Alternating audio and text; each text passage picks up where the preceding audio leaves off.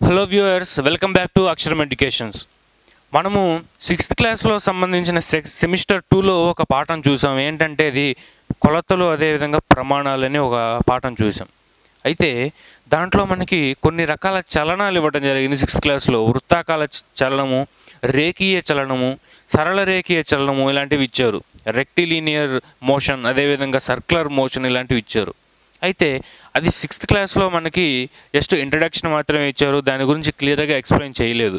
అందుకే మనము 6th క్లాస్లో ఆ టాపిక్ డిస్కస్ చేయకుండా 7thలో ఇంకొక టాపిక్ ఉంది. ఏంటంటే టైమ్ అండ్ మోషన్, అంటే కాలము అదేవిధంగా చలనము.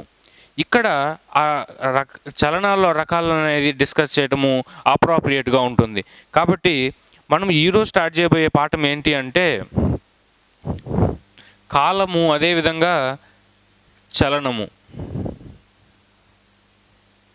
మనం ఇంతకుముందు ఆ పొడవులను అదేవిధంగా వెడల్పును, అంటే చిన్న చిన్న డిస్టెన్స్ని ఏ విధంగా మెజర్ చేస్తాము, దానికి సంబంధించి ఫ్రెంచ్ వారు ఏ విధంగా మనకి ఎస్ఐ సిస్టమ్ అనేది ఇంట్రడ్యూస్ చేశారనేది చూసాము.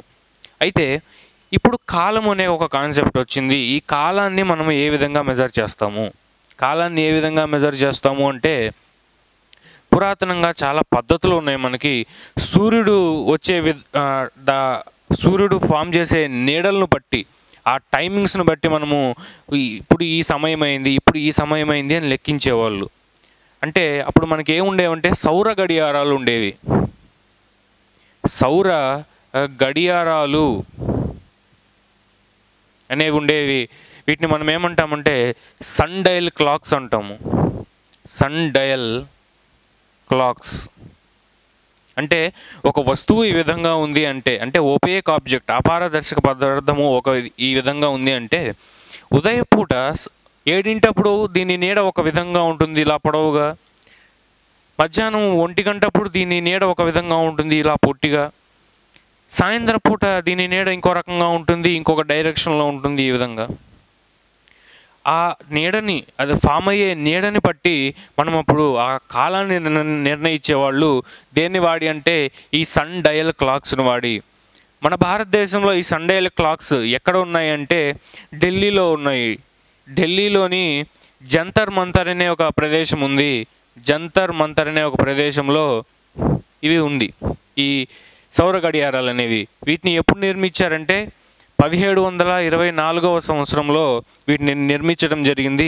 ఎవరు నిర్మించారు అంటే రాజ్పూత్ వంశస్థ రాజులు వీటిని నిర్మించడం జరిగింది 1724లో.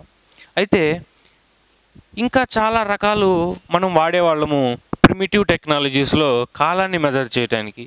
ఏంటి అంటే శాండ్ క్లాక్స్ అని ఉంటాయి. మనం చాలా సినిమాల్లో చూసే ఉంటాము, చాలామంది వాడే ఉంటాం. ఇవి ఈ విధంగా శాండ్ క్లాక్స్ ఉంటాయి.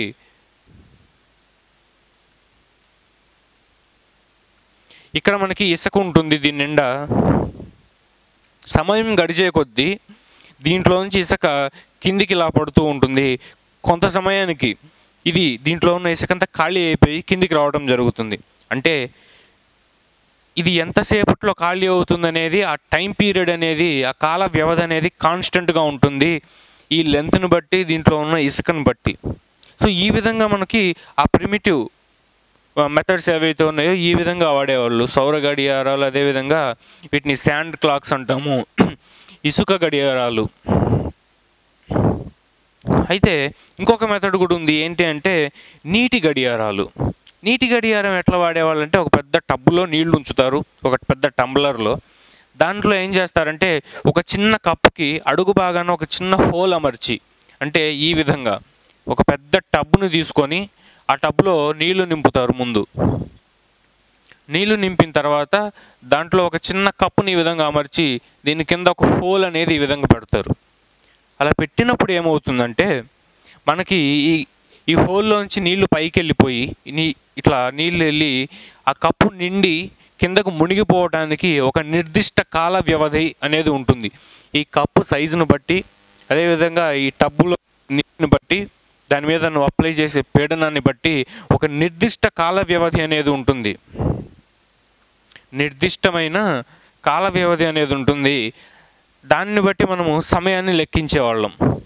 అయితే దీంట్లో మళ్ళీ ఒక చిక్కు వచ్చి పడింది. మనకి ఏ విధంగా అయితే కొలతలు ప్రమాణాలు డిస్కస్ చేసుకున్నప్పుడు చెప్పుకున్నాం.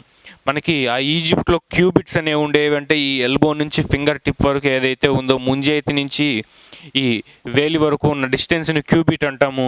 కాకపోతే అది ప్రాంతం నుంచి ప్రాంతం మారటం వల్ల ఇబ్బందులు వచ్చాయని చెప్పుకున్నాం. అదేవిధంగా ఇక్కడ ఈ నీటి గడియారం వాడేటప్పుడు ఒక్కొక్క చోట ఒక్కొక్క విధమైన కప్పును వాడతారు. ఆ కప్పు త్వరగా మునిగిపోవచ్చు, ఎక్కువ సమయం తీసుకోవచ్చు, చెప్పలేము ఆ వాడిన పదార్థాన్ని బట్టి. అదేవిధంగా ఈ శాండ్ క్లాక్ను వాడామంటే దాంట్లో ఉన్న ఇసుక ఒకవేళ మృదువైన ఇసుక అనుకుందాము, అది చాలా ఫాస్ట్గా పడిపోతుంది. ఒకవేళ గరుగ్గా దాంట్లో కొన్ని మలినాలు రాళ్ళు ఎక్కువ ఉన్నాయంటే అది పట్టడానికి కొంచెం సమయం పడుతుంది. మరి ఇన్ని డిఫెక్ట్స్ ఉన్నాయి కదా ఈ పద్ధతుల్లో, ఇవి మనం ఎలా వాడతాము? మనము యూనివర్సల్గా ఇది ఎలా యాక్సెప్టబుల్ అవుతుంది?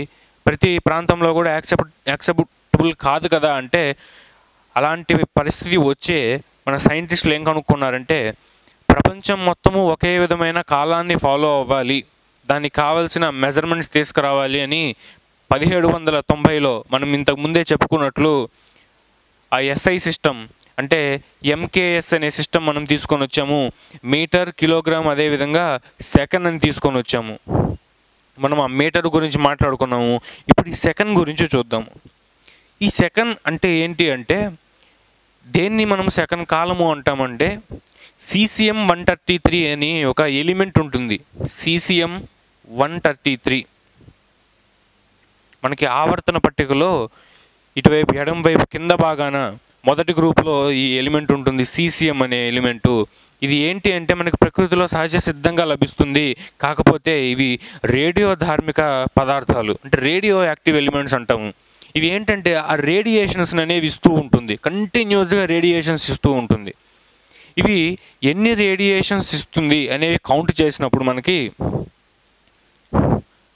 91926317770 అంటే ఇన్ని రేడియేషన్స్ అది ఒక సెకండ్ వ్యవధిలో ఇస్తుంది. అది స్టాండర్డ్గా ఇస్తుంది, కాలాన్ని బట్టి మారట్లేదు. ఎన్ని సంవత్సరాలైనా ఒక సెకండ్ కాలంలో ఎన్ని ఇస్తుందంటే ఇన్ని రేడియేషన్స్ మాత్రమే ఇస్తుంది అది. కాబట్టి దాన్ని మనము ఒక బేస్ అంటే ఒక ఫిక్స్డ్ మెజర్మెంట్గా తీసుకున్నాము. కాబట్టి నువ్వు ఏ పని చేసినా, ఎక్కడికి ప్రయాణించినా, ఎంతసేపట్లో వెళ్ళావు, ఎంతసేపు పట్టింది ఎంతసేపు అనే ప్రశ్నకి నువ్వు ఆన్సర్ చేయాలి అంటే దేన్ని నువ్వు ఆధారంగా తీసుకుంటున్నావు ఫిక్స్డ్ మెజర్మెంట్గా అంటే ఈ సీసీఎం 133 అనే ఒక ఎలిమెంటు ఇన్ని కంపనాలు వైబ్రేషన్స్ చేయడానికి ఎంత సమయం పడుతుందో అంత సమయాన్ని నువ్వు బేసిక్ యూనిట్గా తీసుకుంటున్నావు. దాన్నే మనం ఏమంటున్నామంటే ఒక సెకను అంటున్నాము. సో ఈ విధంగా మనము సెకండ్ అనేదాన్ని మెజర్ చేస్తాము ఒక బేసిక్ యూనిట్గా. ఎలా అంటే సీసీఎం 133 అనే ఎలిమెంట్ ఇన్ని వైబ్రేషన్స్ చేయాలి, అన్ని వైబ్రేషన్స్ చేయడానికి ఎంత కాలం అయితే పడుతుందో దాన్ని మనము సెకను అంటాము, ఒక సెకను అంటాము. అయితే మనం ప్రతి ఒక్క కాలాన్ని కూడా ఒక సెకండ్లలో మాత్రమే కొలవలేము. ఈ భూమి పుట్టి ఎంత కాలమైంది, ఎంత కాలము అనే ప్రశ్నకి మనము సెకండ్లలో చెప్పాలంటే చాలా కష్టము. అదే సంవత్సరాలలో చెప్పాలంటే అంతో ఇంతో ఈజీగా చెప్పొచ్చు, అంతే కదా. మన వయసు ఎంత అంటే ఇప్పుడు సింపుల్గా మనం ఒక 28 ఏళ్ళు 30 ఏళ్ళు అని చెప్పొచ్చు. అదే సెకండ్లలో చెప్పాలంటే కష్టమైన విషయం. ఇవి ఇంతకుముందు మనకి ఎలా అయితే కష్టం ఏర్పడిందో, సెంటీమీటర్లలో కొలవాలంటే కష్టం ఏర్పడ్డప్పుడు మనం ఏం చేసాం, మీటర్లను తీసుకొని వచ్చాం. ఇప్పుడు అదేవిధంగా సెకండ్లు కొలవాలి అనుకున్నప్పుడు కష్టమైనప్పుడు ఇంకొంచెం హయ్యర్ మెజర్మెంట్స్ తీసుకుంటాము. అవే ఏంటి అంటే మినిట్స్ అంటే నిమిషాలు, రెండవది ఏంటంటే అవర్స్ గంటలు. ఈ నిమిషాలు గంటలు రోజులు అవుతాయి, రోజులు వారాలు, తర్వాత సంవత్సరాలు అయ్యి ఈ విధంగా మనం కాలాన్ని ఎక్కువ కాలమైనా అదేవిధంగా తక్కువ కాలమైనా కూడా మనం మెజర్ చేయడానికి ఒక యూనివర్సల్లీ యాక్సెప్టబుల్ ఒక పద్ధతిని మనం తీసుకొని వచ్చాము. అదే మనకి ఎస్ఐ సిస్టంలో ఉన్న సెకండ్ అనే ఒక మెజర్మెంట్. అయితే ఇప్పుడు మనం మాట్లాడుకున్న ఈ మినిట్స్ అంటే నిమిషాలు కానివచ్చు, తర్వాత గంటలు కానివచ్చు, వీటన్నిటికీ మధ్య ఉన్న రిలేషన్ చూద్దాం ఒకసారి, ఏ విధంగా మనం కన్వర్షన్స్ అనేవి చేయొచ్చు అని. ఆ యూనిట్స్ అండ్ మెజర్మెంట్స్ చూసే ముందు అంటే మనకి ఆ సెకండ్స్కి, మినిట్స్కి, అవర్స్కి ఉన్న ఆ రిలేషన్స్ చూసే ముందు మనం ఇంకొక కాన్సెప్ట్ని మనం చూడాలి. ఏంటి అంటే మనము ఒక ప్రయాణం చేసినప్పుడు సపోజ్ మనము చెన్నై నుంచి ఢిల్లీకి వెళ్తున్నాము. ఈ విధంగా కారులో ప్రయాణం చేస్తూ ఉన్నాము. ఇది మనకి ఏంటంటే ఇనిషియల్ పాయింట్ మనకి చెన్నై అనుకుందాము. ఇనిషియల్ పాయింట్ ఇది మనకి గమ్యస్థానము. ఇది గమ్యస్థానం అనుకుందాం. ఒక కారు తీసుకొని ఈ విధంగా వెళ్తూ ఉన్నాము. వెళ్తూ ఉన్నప్పుడు ఈ ప్రయాణానికి ఇక్కడ ఉన్న దూరాన్ని మనం కొలిచాము. మనకు కావాల్సిన ఇంతకుముందు మనం తీసుకున్న పద్ధతులు స్కేల్స్ కానివచ్చు, తర్వాత రకరకాల ఇన్స్ట్రుమెంట్స్ ఉంటాయి. వాటితో మనకి దీని మధ్య ఉన్న దూరము సపోజ్ 600 కిలోమీటర్లు అనుకుందాము. 600 కిలోమీటర్లు దూరం ఉంది అనుకుందాము. నీ యొక్క ఇనిషియల్ పాయింట్ అదేవిధంగా ఫైనల్ పాయింట్ ఒక జర్నీలో ఒక ప్రయాణంలో 600 కిలోమీటర్లు నువ్వు ప్రయాణించావు అనుకుందాం. అయితే నీతో పాటు నీ ఫ్రెండ్ కూడా ఇదే ప్రయాణం చేస్తున్నాడు, వేరే వెహికల్ మీద వస్తున్నాడు. ఆయన కూడా ఎన్ని కిలోమీటర్లు వస్తున్నాడు అంటే 600 కిలోమీటర్లే. అయితే నువ్వు గమ్యస్థానం వెళ్ళిన తర్వాత ఖచ్చితంగా మనం ఆలోచించే విషయం ఏంటంటే ఎవరు ముందు వచ్చారు, అంటే ఎవరు ఎక్కువ వేగంతో వచ్చారు, ఎవరు ఫాస్ట్గా వచ్చారు అనేది ఖచ్చితంగా మనము అనాలిసిస్ చేసుకుంటాం. మరి ఈ ఫాస్ట్ అదేవిధంగా ఎవరు ఎక్కువ వేగంతో వచ్చారు అనే కాన్సెప్ట్ ఏంటి అంటే డిస్టెన్స్ ఒకటే కదా ఇక్కడ ఉంది. మరి ఏం మారుతోంది అంటే ఒకళ్ళేమో తక్కువ కాలంలో ప్రయాణించారు, ఇంకొకళ్ళేమో ఎక్కువ కాలంలో ప్రయాణించారు. అంటే ఇదే 600 కిలోమీటర్లు ఒక మనిషి అంటే నువ్వేమో 60 నిమిషాలలో ప్రయాణించావు, నీ ఫ్రెండ్ ఏమో 600 కిలోమీటర్లు నీతో పోటీ పెట్టుకొని నీకన్నా ముందు 40 నిమిషాల్లోనే వెళ్ళిపోయాడు. అయితే నువ్వు ప్రయాణించే ఈ కాలంలో తేడా ఉండటం వల్ల నీ యొక్క వడి మారుతుంది, నీ యొక్క వేగం మారుతుంది. వీటినే మనము స్పీడ్ అండ్ వెలాసిటీ అంటాము. స్పీడ్ అదేవిధంగా వెలాసిటీ అంటాము. స్పీడ్ అంటే మనకి తెలుగులో వడి అంటాము, వడి. అదేవిధంగా వెలాసిటీని ఏమంటామంటే వేగము అంటాము, వేగము. ఈ రెండింటి మధ్య అస్సలు కన్ఫ్యూజ్ అవ్వాల్సిన అవసరం లేదు, క్లియర్గా గుర్తుపెట్టుకోవాలి. స్పీడ్ అంటే వడి, వెలాసిటీ అంటే వేగము. మరి మనం ఎంత టైంలో ప్రయాణిస్తే ఏం లాభము? దీనికి రెండు పేర్లు ఎందుకు? మనకి వడి వేగము అని రెండు పేర్లు ఎందుకు పెట్టాము అంటే ఇక్కడ స్పీడ్ అనేది ఏదైతే ఉందో నువ్వు ప్రయాణించిన మొత్తం దూరము, నువ్వు ఎన్ని కిలోమీటర్లు ప్రయాణించావో మొత్తము దూరం తీసుకుంటాం. ఇక్కడ మొత్తం దూరము డివైడెడ్ బై నువ్వు ప్రయాణించడానికి పట్టిన మొత్తం కాలము, నువ్వు ప్రయాణించడానికి పట్టిన మొత్తము కాలము ఈజ్ ఈక్వల్ టు వడి.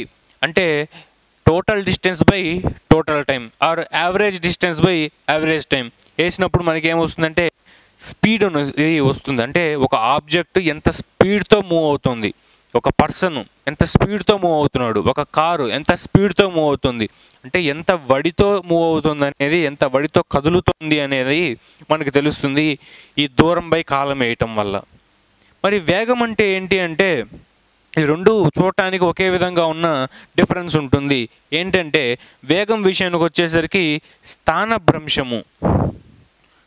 స్థానభ్రంశము డివైడెడ్ బై కాలము. ఇక్కడ కన్ఫ్యూజ్ అవుతారు చాలామంది. మనకు క్వశ్చన్స్ పడేది కూడా ఈ టాపిక్ నుంచే. నువ్వు కన్ఫ్యూజ్ అవుతున్నావు అంటేనే అక్కడే కదా ఆ కాంపిటీషన్ అనేది డిసైడ్ చేసేది మనకి మార్క్స్లో. కాబట్టి ఇక్కడ కొంచెము ఓపిక్గా వింటే అర్థమవుతుంది. ఈ వడి అంటే ఏంటి అంటే నువ్వు ఈ ఇనిషియల్ పాయింట్ నుంచి ఫైనల్ పాయింట్ వరకు మొత్తం ఎంత దూరం ప్రయాణించావు. 600 కిలోమీటర్లు. ఈ 600 కిలోమీటర్లలో నువ్వు ఇలా స్ట్రైట్గా పోయి ఉండాల్సిన అవసరమే లేదు. ఎందుకంటే మనకు రోడ్డు వంపులుగా చాలా దూరం ఉంటుంది. సపోజ్ ఇక్కడి నుంచి స్టార్ట్ అయ్యావు, ఇటు వచ్చావు, ఇక్కడ టీ తాగిన తర్వాత కొంచెం ముందుకెళ్ళావు, ఇక్కడ పెట్రోల్ కట్టించుకున్నావు నీ కారుకి. పెట్రోల్ కొట్టించుకున్న తర్వాత దారిలోనే నీకు ఇంకొక ఊరికి వెళ్ళావు, సపోజ్ కడపకి వెళ్ళావు. నువ్వు కడపలో నీ ఫ్రెండ్ ఉన్నాడు, వాడిని కలిసి ఇంకా అక్కడి నుంచి మనం హైదరాబాద్ వెళ్ళిపోదాంలే అనుకొని హైదరాబాద్ వెళ్ళావు. అంటే నువ్వు స్టార్ట్ అయింది నీ ఇంటి దగ్గర నుంచి, వెళ్ళాలనుకున్నది హైదరాబాద్కి. మధ్యలో ఇవన్నీ నువ్వు తిరిగిన ఎక్స్ట్రా దూరాలు. ఆ దూరం మొత్తం క్యాలిక్యులేట్ చేసినప్పుడు ఎంత అయిందంటే టోటల్ డిస్టెన్స్ అనేది ఎంత వచ్చిందంటే నాకు సపోజ్ ఒక 550 కిలోమీటర్లు వచ్చింది అనుకుందాం. మొత్తము. అంటే నువ్వు టీ తాగటానికి, నీ ఫ్రెండ్ దగ్గర కడపకి వెళ్ళటానికి, తర్వాత అక్కడి నుంచి హైదరాబాద్ వెళ్ళటానికి మొత్తము 550 కిలోమీటర్లు అయింది. అయితే యాక్చువల్గా ఏంటంటే నీ ఇంటి నుంచి, నీ ఇల్లు ఏదైతే ఉందో, నువ్వు మొదలుపెట్టిన పాయింట్ ఏదైతే ఉందో, అక్కడి నుంచి నీ గమ్యం ఏంటి? హైదరాబాద్కి వెళ్ళటానికి. అది నీ గమ్యము, అది నీ గమ్యస్థానం. అంటే నువ్వు మొదలైన స్థానం నుంచి నీ గమ్యస్థానం వరకు ఉన్న షార్టెస్ట్ పాసిబుల్ డిస్టెన్స్, అంటే ఏదైతే అతి తక్కువ పాసిబుల్ డిస్టెన్స్ ఉంటుందో దాన్ని మనం ఏమంటామంటే స్థానభ్రంశము అంటాం. అంటే నువ్వు ఇక్కడి నుంచి ఇదంతా తిరిగి ఇక్కడికి వెళ్ళినా కూడా ఓవరాల్గా ఆ వస్తువు ఎక్కడి నుంచి ఎక్కడికి వెళ్ళిందంటే ఇక్కడి నుంచి ఇక్కడికి వెళ్ళింది, అంతే కదా. ఇప్పుడు మనం ఇంటికి ఫోన్ చేసి ఏం చెప్తాము? నేను ఇంటి నుంచి హైదరాబాద్కి వెళ్ళానని చెప్తాము, అది స్థానభ్రంశము. అంతేగాని నువ్వు ఎక్కడి నుంచి ఎక్కడికి వెళ్ళావు అంటే నేను ఇక్కడికి వచ్చాను, టీ తాగాను, పెట్రోల్ వేయించుకున్నాను, ఇవన్నీ వాడికి చెప్పము. మనం ఎక్కడి నుంచి ఎక్కడికి వెళ్ళామనేది మాత్రమే మన స్థానభ్రంశం అవుతుంది. ఇదంతా కూడా మనం ప్రయాణించిన దూరం అవుతుంది. ఇది మనకి స్థానభ్రంశము. అదేవిధంగా ఇంగ్లీష్లో డిస్ప్లేస్మెంట్ అంటాము. ఈ విషయానికి వస్తే మనం మొత్తం ఎంత తిరిగామంటే దాన్ని దూరము అంటాము, దీన్ని డిస్టెన్స్ అంటాము. దీన్ని ఇక్కడ చెప్పుకున్నట్టే మనకి సపోజ్ డిస్టెన్స్ అనేది 550 కిలోమీటర్లు వచ్చింది. కానీ యాక్చువల్గా దానికి ఉన్న డిస్ప్లేస్మెంట్ ఎంత అంటే ఆ వస్తువు పొందిన స్థానభ్రంశం ఎంత అంటే ఒక 500 కిలోమీటర్లే అనుకుందాము. అంటే నువ్వు వెళ్ళాల్సిన గమ్యం 500 కిలోమీటర్లు ఉంటే ఒక 50 కిలోమీటర్లు నువ్వు ఎక్స్ట్రాగా ప్రయాణించావు. ఇది ఎక్స్ట్రా ఏదైతే ఉంటుందో అది యాడ్ చేసినప్పుడు మనకు వచ్చేది ఈ డిస్ప్లేస్మెంటు, అదేవిధంగా ఈ డిస్టెన్సు లేదా దూరము అంటాము. అయితే ఈ డిస్ప్లేస్మెంట్ అనేది ఎప్పుడూ డిస్టెన్స్ కన్నా తక్కువే ఉంటుందా, ఎక్కువ ఉంటుందా అంటే ఎప్పుడు కూడా దాదాపు తక్కువే ఉంటుంది. ఒకవేళ దానికి ఈక్వల్గా కూడా ఉండొచ్చు, ఈ డిస్టెన్సు డిస్ప్లేస్మెంటు ఈక్వల్గా కూడా ఉండొచ్చు. అంటే నేను ఇక్కడి నుంచి ఇక్కడికి వెళ్ళాలనుకుంటే డైరెక్ట్గా ఇదే రూట్ పట్టుకొని వెళ్ళిపోయానంటే నా స్థానభ్రంశము అదేవిధంగా నేను చేసిన దూరము, నా ప్రయాణం యొక్క దూరము రెండు ఈక్వల్ అవుతాయి. అంటే డిస్టెన్స్ ఈక్వల్ టు డిస్ప్లేస్మెంట్ అవుతుంది. ఇప్పుడు నేను ఈ షార్టెస్ట్ రూట్ ఏదైతే ఉందో, ఆ తక్కువ రూట్ ఏదైతే ఉందో డిస్టెన్స్, అది ఫాలో అయినప్పుడు ఈ రెండు ఈక్వల్ అవుతాయి. ఒకవేళ నేను ఇట్లాంటి దూరాలు వేరే ప్రయాణం చేస్తున్నప్పుడు అప్పుడేమవుతుందంటే డిస్ప్లేస్మెంట్ కన్నా కూడా డిస్టెన్స్ ఎప్పుడు కూడా ఎక్కువ ఉంటుంది. సో డిస్టెన్స్ అనేది అంటే దూరం అనేది ఎప్పుడు కూడా డిస్ప్లేస్మెంట్ కన్నా కూడా ఎక్కువ ఉంటుంది. ఎందుకు అంటే displacement is the shortest possible distance between 2 points, that is your initial point and final point. ఇది మనకి దూరము అదేవిధంగా స్థానభ్రంశానికి సంబంధించిన కాన్సెప్ట్. అయితే దీంట్లో మనకి ఒకటేమో అదిశ రాశి అంటాము, ఇంకోటేమో సదిశ రాశి అంటాము. ఏంటి అదిశ రాశి సదిశ రాశి అంటే దాని పేరులోనే ఉంది. ఆ దిశ అంటే దిశతో సంబంధం లేదు. ఇంకొకటేమో సా దిశ అంటే మనము దాన్ని దిశతో కలిపి చెప్పాలి. మరి దేన్ని దిశతో కలిపి చెప్పాలి, ఏది అవసరం లేదనేది చూద్దాం.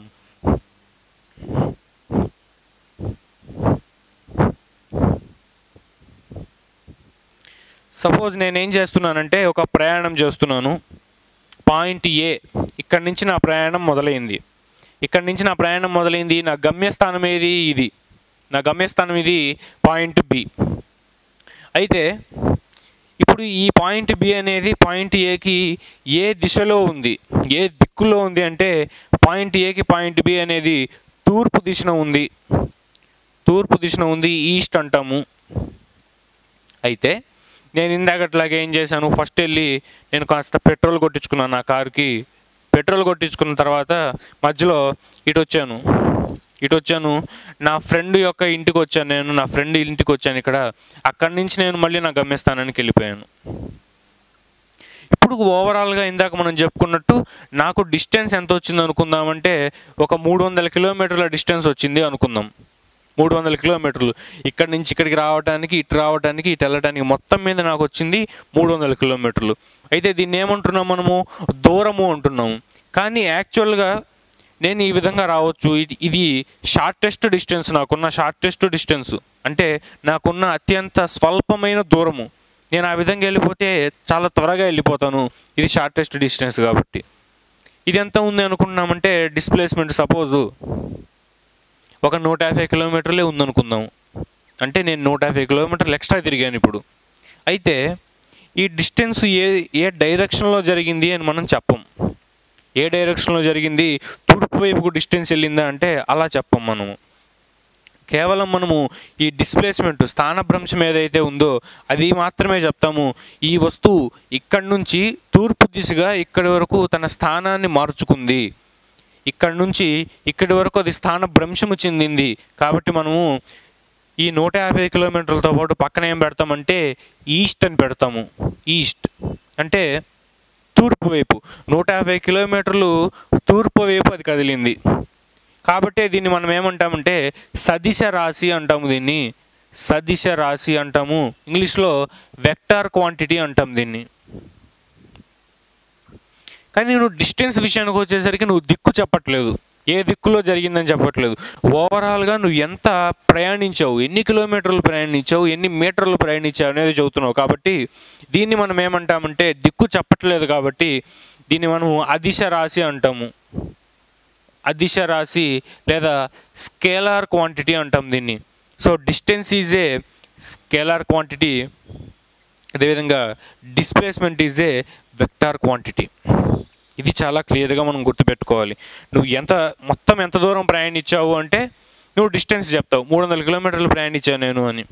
నువ్వు ఎక్కడి నుంచి ఎక్కడికి ప్రయాణించావు, నేను ఇక్కడి నుంచి ఇటుకు ప్రయాణించాను, తూర్పు దిశలో నేను ప్రయాణించాను కాబట్టి నువ్వు దిశ కూడా చెప్తున్నావు. కాబట్టి డిస్ప్లేస్మెంట్ అనేది వెక్టార్ క్వాంటిటీ లేదా సదిశ రాశి అని చెప్తాము. ఇది మనం ముఖ్యంగా గుర్తుపెట్టుకోవాల్సిన ఇంపార్టెంట్ టాపిక్. ఖచ్చితంగా డిస్ప్లేస్మెంట్ డిస్టెన్స్ మధ్య వ్యత్యాసం అనేది అడుగుతూనే ఉంటారు ఎప్పుడైనా. తరువాత మనం చూసేది మనం ఇందాక మాట్లాడుకున్నట్టు ఆ వడి మరియు వేగము. వడి మనం ఇందాకే చెప్పుకున్నట్లు వడికి ఫార్ములా ఏంటంటే ఏం చెప్పుకున్నాం మనం ఇందాక, దూరము అదేవిధంగా డివైడెడ్ బై కాలము అని చెప్పుకున్నాము. దూరం బై కాలము అంటే డిస్టెన్స్ బై టైం అని చెప్పుకున్నాము, డిస్టెన్స్ బై టైం అని చెప్పుకున్నాము.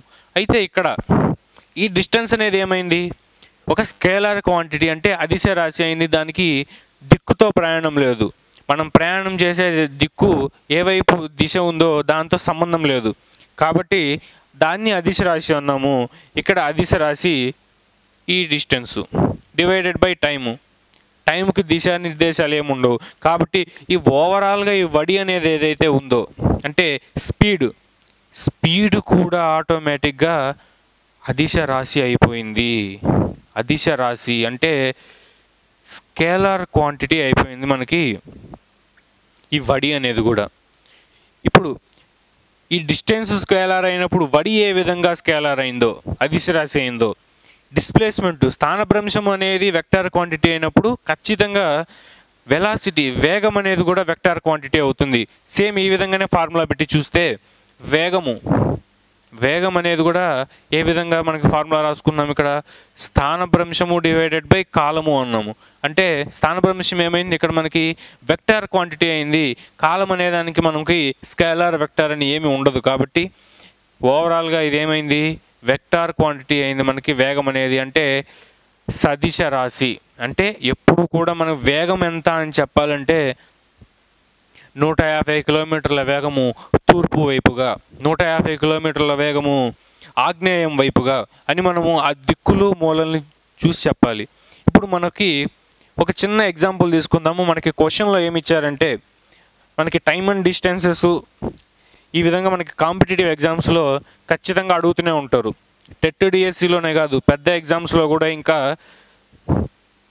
అంటే మనకి ఈ ఎస్ఎస్సి యూపీఎస్సి లాంటి వాటిల్లో కూడా ఎలాంటి క్వశ్చన్స్ అడుగుతున్నారంటే ఒక అబ్బాయి తన ఇనిషియల్ పాయింట్ ఏ నుంచి మొదలుపెట్టిన తర్వాత ఒక 20 మీటర్లు ఏమో తూర్పుగా వెళ్ళాడు, 20 మీటర్లు ఈస్ట్ డైరెక్షన్లో వెళ్ళాడు. ఈ విధంగా అక్కడి నుంచి ఆయన ఏం చేశాడు, ఇలా వెళ్ళిన తర్వాత తనకి ఎడమ వైపు తిరిగాడు.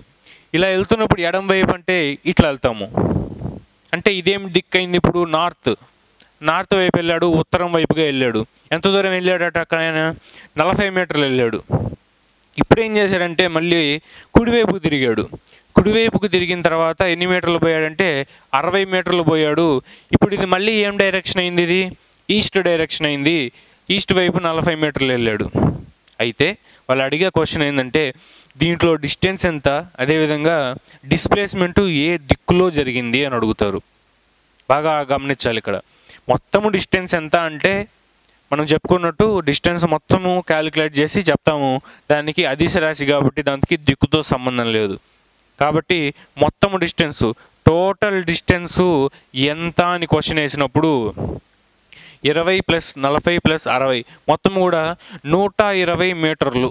120 మీటర్లు ఆయన యొక్క డిస్టెన్స్ ఎంత అంటే దూరం ఎంత అంటే నువ్వు 120 మీటర్లు అని చెప్పేస్తావు, అయిపోతుంది. దానికి దిశతో అవసరం లేదు కాబట్టి.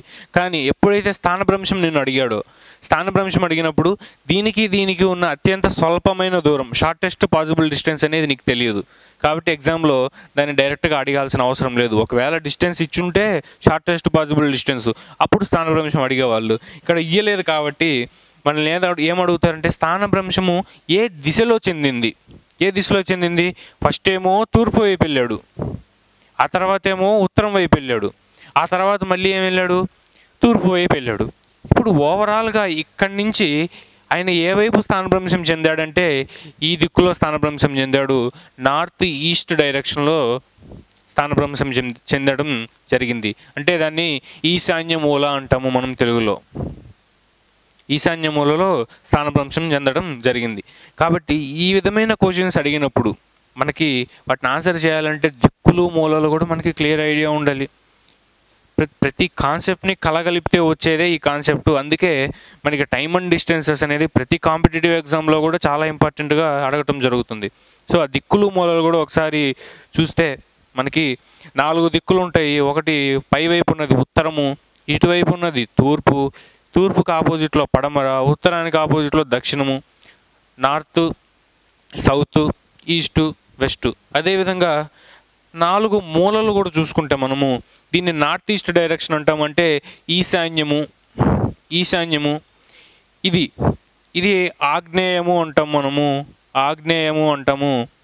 ఇంగ్లీష్లో మనకి ఇది ఈస్ట్, అదేవిధంగా ఇది సౌత్ కాబట్టి ఇది సౌత్ ఈస్ట్ డైరెక్షన్ అంటాము. అదేవిధంగా ఇదేమో నార్త్ వెస్ట్ డైరెక్షన్ అంటాము, దీన్నేమో సౌత్ వెస్ట్ డైరెక్షన్ అంటాము. ఈ విధంగా మనం దిక్కుళ్ళు మూలలను గుర్తుపెట్టుకోవటం వల్ల మనము స్థానభ్రంశం అనేది సదిశ రాశి కాబట్టి ఏ దిశలో జరిగిందని చెప్పడానికి పాసిబిలిటీ ఉంటుంది. సో ఇది ఓవరాల్గా స్పీడు, అదేవిధంగా డిస్టెన్స్ విషయానికి వస్తే, స్పీడు అదేవిధంగా వెలాసిటీ విషయానికి వస్తే, అయితే వీటిని మెజర్ చేయడానికి వీటికి కొన్ని యూనిట్స్ ఉంటాయి.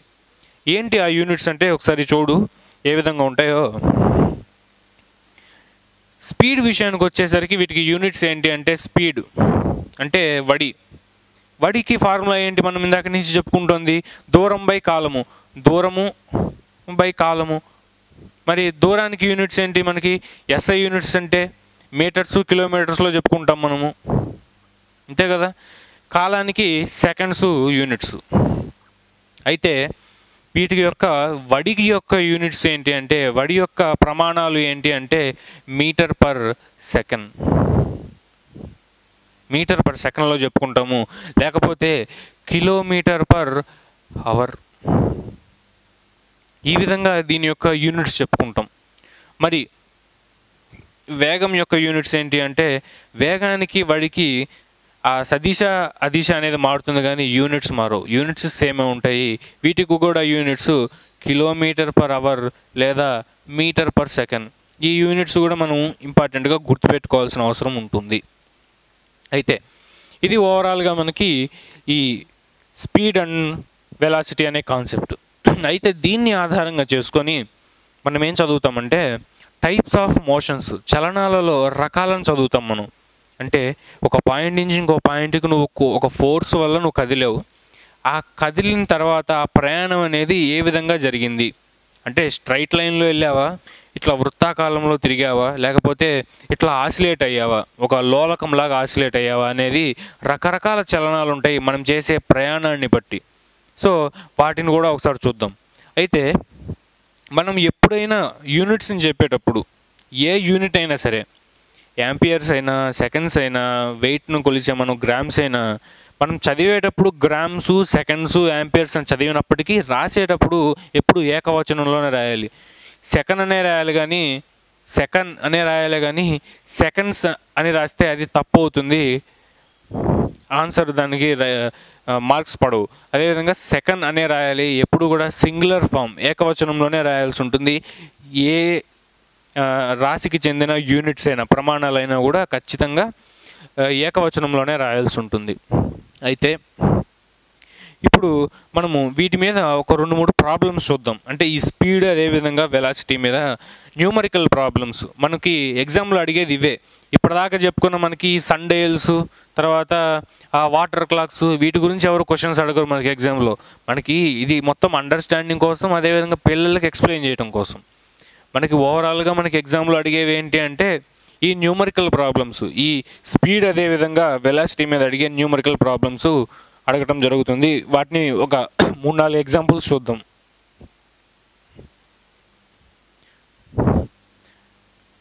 ఒక ఉదాహరణకి ఇద్దరు వ్యక్తులు ఉన్నారు, ఇద్దరు క్రికెటర్లు ఉన్నారు అనుకుందాము. ఈ విధంగా వీళ్ళు టీంలోకి సెలెక్ట్ కావడానికి వాళ్ళకి ఒక పరీక్ష పెట్టారు. ఎవరైతే త్వరగా పరిగెత్తి ఒక గమ్యస్థానాన్ని చేరుకుంటారో వాళ్ళకి ఫిట్నెస్ ఎక్కువగా ఉంది కాబట్టి వాళ్ళని టీంలోకి తీసుకుంటాము అని ఒక టెస్ట్ పెట్టారు. ఒకడి పేరేమో రాహుల్, ఇంకొక ఆయన పేరేమో కోహ్లీ అనుకుందాం. ఈ విధంగా ఇద్దరు ప్లేయర్లు ఉన్నారు. వాళ్ళకి ఇక్కడ ఒక గ్రీజ్ గీశారు, ఒక గీత గీశారు. ఇక్కడ వరకు వాళ్ళు ఇప్పుడు పరిగెత్తాలి. ఈ మధ్యలో డిస్టెన్స్ ఏదైతే ఉందో అది 50 మీటర్లు. కేవలము 50 మీటర్లు మాత్రమే డిస్టెన్స్ ఉంది. ఇప్పుడు వీళ్ళిద్దరూ పరిగెత్తాలి. అయితే టెస్ట్ చేసిన తర్వాత ఒక స్టాప్ క్లాక్ తీసుకొని టెస్ట్ చేసిన తర్వాత రాహుల్ ఎంతకాలంలో పరిగెత్తాడు అంటే ఆయనకి పరిగెత్తడానికి పట్టిన కాల వ్యవధి ఏదైతే ఉందో ఆయనకి 25 సెకండ్లు పట్టింది. ఇంత 25 సెకండ్లు పట్టింది. కోహ్లీ విషయానికి వచ్చినప్పుడు T2 అనుకుందాం, దాన్ని ఎంత టైం పట్టింది అంటే 12 సెకండ్లు పట్టింది అనుకుందాం. 12 సెకండ్లు పట్టింది అనుకుందాం. అంటే ఈయనేమో 12 సెకండ్లలో ఈ లైన్ క్రాస్ చేసేసాడు, ఈయన 25 సెకండ్ల వరకు టైం తీసుకున్నాడు ఈ లైన్ క్రాస్ చేయడానికి. అయితే నిన్ను అడిగే క్వశ్చన్ ఏదంటే ఎవరికి వేగం ఎక్కువ? వేగం క్యాలిక్యులేట్ చేయమని అడగట్లా డైరెక్ట్గా. ఎవరికి వేగం ఎక్కువ లేదా ఎవరికి వడి ఎక్కువ, ఎవరు వేగంగా పరిగెత్తారు అని అడుగుతారు. అంటే వేగంగా పరిగెత్తారు అని, ఎవరు వేగంగా పరిగెత్తారని కనుక్కోవాలంటే ముందు వాళ్ళ వేగాలు మనకు తెలియాలి. వేగానికి ఫార్ములా ఏంటి మనకి? Speed is equal to distance by time అన్నాం మనం. Speed is equal to distance by time. అయితే ఇప్పుడు మనం స్పీడ్ని కనుక్కుంటున్నాం కాబట్టి ఎస్ ఈజ్ ఈక్వల్ టు అలానే ఉంచి డిస్టెన్స్ ఎంత మనకి ఇక్కడ 50 మీటర్స్ మనం తీసుకున్నాము. 50 ఇక్కడ ఈయన పరిగెత్తడానికి ఎంత కాలం పట్టింది? 25 సెకండ్లు. 25 సెకండ్లు ఇక్కడ నువ్వు క్యాలిక్యులేషన్ చేస్తావు. చేస్తే ఎంత అంటే ఎస్ ఈజ్ ఈక్వల్ టు 2 అని వచ్చింది. అలానే వదిలేస్తామా? మరి దానికి ప్రమాణాలు ఇవ్వాలి కదా. బరువు ఎంత అంటే నువ్వు 20 అని చెప్పి సైలెంట్గా ఉంటామా? ఎత్తు అంటే నేను 6 అని చెప్పి సైలెంట్గా ఉంటామా? 6 అడుగులు అని చెప్తాము. అదేవిధంగా 60 కిలోలు అని చెప్తాము. అదేవిధంగా ఈ వేగం చెప్పేటప్పుడు కూడా ఇందాక మనం మాట్లాడుకున్న ఆ ప్రమాణాలు అనేది ఇవ్వాలి. ఏంటి? ఈ 50 అనేదేమో ఇక్కడ మీటర్లు, 25 అనేదేమో సెకండ్లు కాబట్టి ఇది 2 మీటర్ పర్ సెకండ్. ఇది S1 అంటే స్పీడ్ 1. అది ఎవరి స్పీడు? రాహుల్ స్పీడు. ఇప్పుడు మనము కోహ్లీ విషయానికి వస్తున్నాము. ఇక్కడ కూడా మనం స్పీడ్ కనుక్కుంటాము. ఈయన యొక్క స్పీడ్ని S2 అనుకుందాము. S2 ఈయన యొక్క స్పీడు. సేమ్ ఫార్ములానే మళ్ళీ అప్లై చేస్తాము, D/T. మరి ఈయన పరిగెత్తిన డిస్టెన్స్ ఎంత? 50. ఈయన తీసుకున్న టైం ఎంత? 12 సెకండ్లు. 50 మీటర్లు 12 సెకండ్లలో పరిగెత్తడం జరిగింది. సో ఓవరాల్గా ఈయన స్పీడ్ ఎంత అంటే దీన్ని క్యాలిక్యులేట్ చేస్తే మనము 4.5 మీటర్ పర్ సెకండ్ అనేది వస్తుంది మనకి. 4.5 మీటర్ పర్ సెకండ్. అంటే ఇక్కడ మనం చూసుకుంటే ఈయనేమో ఒక సెకండ్కి 2 మీటర్లు ఉరకగలుగుతున్నాడు, ఈయనేమో ఒక సెకండ్కి 4.5 మీటర్లు ఉరుకుతున్నాడు. అంటే తక్కువ కాలంలో ఎక్కువ డిస్టెన్స్ కవర్ చేయటం వల్ల ఈయనకేమో స్పీడ్ ఎక్కువ, ఇతనికేమో స్పీడ్ తక్కువ అంటాము. అంటే S2 is greater than S1. అంటే కోహ్లీకి వడి ఎక్కువ, వేగం ఎక్కువ, ఎవరికన్నా ఎక్కువ, రాహుల్ కన్నా ఎక్కువ, ప్రపంచంలో అందరికన్నా ఎక్కువ కాదు, మనం ఈయనతో కంపేర్ చేస్తున్నాం కాబట్టి ఈయన కన్నా ఎక్కువ, ఇంకొక ఆయన ఈయన కన్నా వేగంగా ఉరకగలడు. కాబట్టి it is a relative concept అనమాట. ఒకదాంతో ఒకటి పోల్చుకున్నప్పుడు మాత్రమే ఒకటి వేగమైంది, ఇంకొకటి స్లోగా ఉన్నది అని చెప్పుకుంటాము అంతే. సో ఈ విధంగా మనకి ప్రాబ్లమ్స్ అడుగుతూ ఉంటారు. ఇవి కాకుండా మనం ఇందాక మాట్లాడుకున్నాము కొన్ని కన్వర్షన్స్ అనేవి చాలా ఇంపార్టెంట్ అని. ఆ కన్వర్షన్స్కి సంబంధించిన ఫార్ములాస్ అన్నీ చూద్దాం. అంటే ఒకవేళ మీటర్ పర్ సెకండ్లలో నుంచి కిలోమీటర్ పర్ అవర్లలోకి మార్చమని అడిగినా, లేకపోతే డిస్టెన్స్లు సెంటీమీటర్లలో ఇచ్చి మీటర్లలోకి మార్చమని అడిగిన ఆ యొక్క కన్వర్షన్స్ అనేవి మనకి చాలా ఇంపార్టెంట్. ఒకసారి అది చూద్దాము. ఇందాక మనం మాట్లాడుకున్నట్టు ఆ ప్రమాణాలు ఉన్నాయి. అంటే మీటర్సు, సెకండ్సు, అదేవిధంగా కిలోమీటర్సు, టైంని కొలవడానికేమో మినిట్స్, అవర్స్, ఇలా రకరకాలు ఉన్నాయి కదా. మరి వీటన్నిటి మధ్య కన్వర్షన్స్ ఏ విధంగా ఉంటాయి? మనకి ఎగ్జామ్లో బిట్స్ పడేది వీటి మీదే. కొంచెం జాగ్రత్తగా వినండి. మొత్తం మనం క్యాలిక్యులేషన్స్ ఎక్స్ప్లెయిన్ చేసిన తర్వాత దీన్ని స్క్రీన్ షాట్ అయినా తీసుకోండి. మనకి కన్వర్షన్స్ విషయానికి వస్తే ఒక నిమిషము 1 మినిట్ అని దేన్ని అంటామంటే 60 సెకండ్స్ని కలిపి 1 మినిట్ అంటాము. సెకండ్ అంటే ఏంటో మనం ఇందాక ఎక్స్ప్లెయిన్ చేసుకున్నాము. అదేవిధంగా 1 అవర్ని 60 మినిట్స్ అంటాము.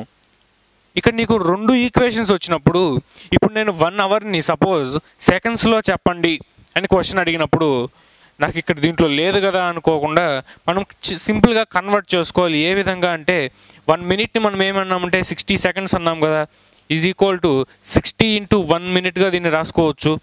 1 మినిట్ అంటే ఇక్కడ మనకి 60 సెకండ్స్ అన్నాం కాబట్టి 60 × 60 ఈజ్ ఈక్వల్ టు 3600 సెకండ్స్ అవుతుంది. ఏంటి, 1 అవర్ అనేది 3600 సెకండ్స్ అవుతుంది. అంటే ఈ విధంగా మనకు 2 ఈక్వేషన్స్ ఉన్నప్పుడు ఒక దాంట్లో ఇంకొకటి ప్రతిక్షేపించి సబ్స్టిట్యూట్ చేసి మనము ఒక ప్రమాణానికి ఇంకొక ప్రమాణానికి మధ్య ఆ రిలేషన్ అనేది మనం కనుక్కోవచ్చు. అదేవిధంగా ఒక రోజుకి మనకి 24 గంటలు ఉంటాయి. ఇది మనకు తెలిసింది. సపోజ్ నేను ఒక రోజుకి ఎన్ని సెకండ్లు ఉంటాయి అని ఇప్పుడు అడిగానంటే క్వశ్చన్లో సింపుల్గా ఏం చేస్తాం మనం, మళ్ళీ 24 × 1 అవర్ అంటాము. ఈజ్ ఈక్వల్ టు 24 × 1 అవర్కి మనకి ఎన్ని సెకండ్స్ వచ్చాయి? 3600 సెకండ్స్ వచ్చాయి. కాబట్టి అదే ఇక్కడ సబ్స్టిట్యూట్ చేయడం జరుగుతుంది. 24 × 3600 సెకండ్లు. ఇది క్యాలిక్యులేట్ చేసి అక్కడ ఆన్సర్ సబ్స్టిట్యూట్ చేస్తాం. ఈ విధంగా మనకి ఒక రిలేషన్కి ఇంకో రిలేషన్కి మధ్య మనం సబ్స్టిట్యూట్ చేసుకోవాల్సిన అవసరం ఉంటుంది. ఇంకొకటి 1 inch is equal to 2.54 centimetres. అంటే మనకి స్కేల్లో సెంటీమీటర్స్ ఉంటాయి కదా, దాంట్లో 2 సెంటీమీటర్లు అయిన తర్వాత మళ్ళీ ఇంకొక 0.54 సెంటీమీటర్స్ కూడా యాడ్ చేస్తే దాన్ని మనం ఏమంటామంటే 1 ఇంచ్ అంటాము. అంటే మనకి ఈ వేలు, ఈ గీత ఉంది కదా, దీన్ని మనం 1 ఇంచ్ అంటాము. ఇది ఎంత ఉంటుందంటే 2.54 సెంటీమీటర్స్ అనేది ఉంటుంది. అదేవిధంగా 1 మైల్, ఈ మైల్స్ అనేవి ఎందుకు వాడతామంటే జనరల్గా మనం కిలోమీటర్స్ ఏ విధంగా అయితే దూరాన్ని కొలవడానికి వాడతామో మైల్స్ కూడా యూరోపియన్ కంట్రీస్ వైపు ఎక్కువగా వాడతారు మైల్స్. అదేవిధంగా అమెరికన్ కంట్రీస్లో ఎక్కువగా ఈ మైల్స్ అనే కొలతను వాడతాం. మనం ఏ విధంగా అయితే కిలోమీటర్లు ఎక్కువగా వాడతామో వాళ్ళు మైల్స్ అనేవి వాడతారు. కొలిచే విధానంలో పద్ధతులు అంతే ఇవి. సో మైల్ అంటే ఎంత అంటే 1.609 1.609 కిలోమీటర్లను మనం ఏమంటామంటే 1 మైల్ అంటాము. అదేవిధంగా 1 నాటికల్ మైల్స్ని ఎప్పుడు కొలుస్తామంటే గాలిలో, అదేవిధంగా స్పేస్లో ఏదైతే ప్రయాణాలు జరుగుతాయో అంటే విమానాలు కానీ రాకెట్స్ కానీ వాటి ప్రయాణం ఎన్ని కిలోమీటర్లు అంటే మనం వాటిని నాటికల్ మైల్స్లో చెప్తాము. అంటే ఒక విమానము ఇన్ని నాటికల్ మైల్స్ ప్రయాణించింది అని చెప్తాము, కానీ సాధారణంగా దాన్ని కిలోమీటర్స్లో చెప్పము, నాటికల్ మైల్స్లో చెప్తాము. మరి 1 నాటికల్ మైల్ ఎంత అంటే 1.852 కిలోమీటర్స్. మరి ఈ 2 ఈక్వేషన్స్ని వాడి 1 మైల్ ఈక్వల్ టు ఎన్ని nautical miles, 1 nautical mile equal to ఎన్ని మైల్స్ అనేది మనం క్యాలిక్యులేట్ చేయవచ్చు. సింపుల్గా ఈ విధంగానే మనం క్యాలిక్యులేట్ చేసుకోవచ్చు. అదేవిధంగా మనకి ఇవి తెలిసిన ఫార్ములాసే. మనకి 1 kilometre is equal to 1000 metres అనేది మనకు అందరికీ తెలిసింది. వీటితో పాటు మిగతావి కూడా నేర్చుకోవాల్సి ఉంటుంది. ఏంటి అంటే 1 డెసిమీటర్ అంటాం, దీన్ని డిఎం అంటాము. డెసిమీటర్ 1 డెసిమీటర్ ఎంత అంటే 10⁻⁻1 అంటే 1/10 మీటర్స్. అంటే 10లో 1వ వంతు మాత్రమే, అంటే మీటర్లో 10లో 1వ వంతుని ఏమంటామంటే డెసిమీటర్ అంటాము. 10లో 2వ వంతుని ఏమంటామంటే సెంటీమీటర్ అంటాము. ఈ విధంగా మనము సెంటీమీటర్ అంటాము. అంటే ఇప్పుడు మనకు ఒక రిలేషన్ క్లియర్గా అర్థమై ఉండొచ్చు. ఈ మీటర్లు సెంటీమీటర్లు ఎక్కడి నుంచి వచ్చాయంటే ఇంచెస్ నుంచి. ఇంచెస్ ఏంటి? మన బాడీలో పార్ట్. అంటే మన బాడీలో పార్ట్ మనకి మొదట మనం కొలతలో వాడుకునే వాళ్ళము. ఈ గీత వరకు ఈ 2 గీతలు ఇట్లా ఇంచెస్గా వాడుకునే వాళ్ళము. హరప్పన్ కల్చర్ నుంచి ఉంటుందని మనం చెప్పుకున్నాం. అది ఈ ఇంచ్ అనేది 2.54 సెంటీమీటర్స్ ఉంటుంది.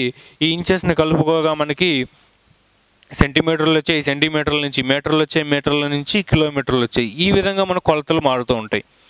సరే, సెంటీమీటర్ తర్వాత మనకుంది మిల్లీమీటర్.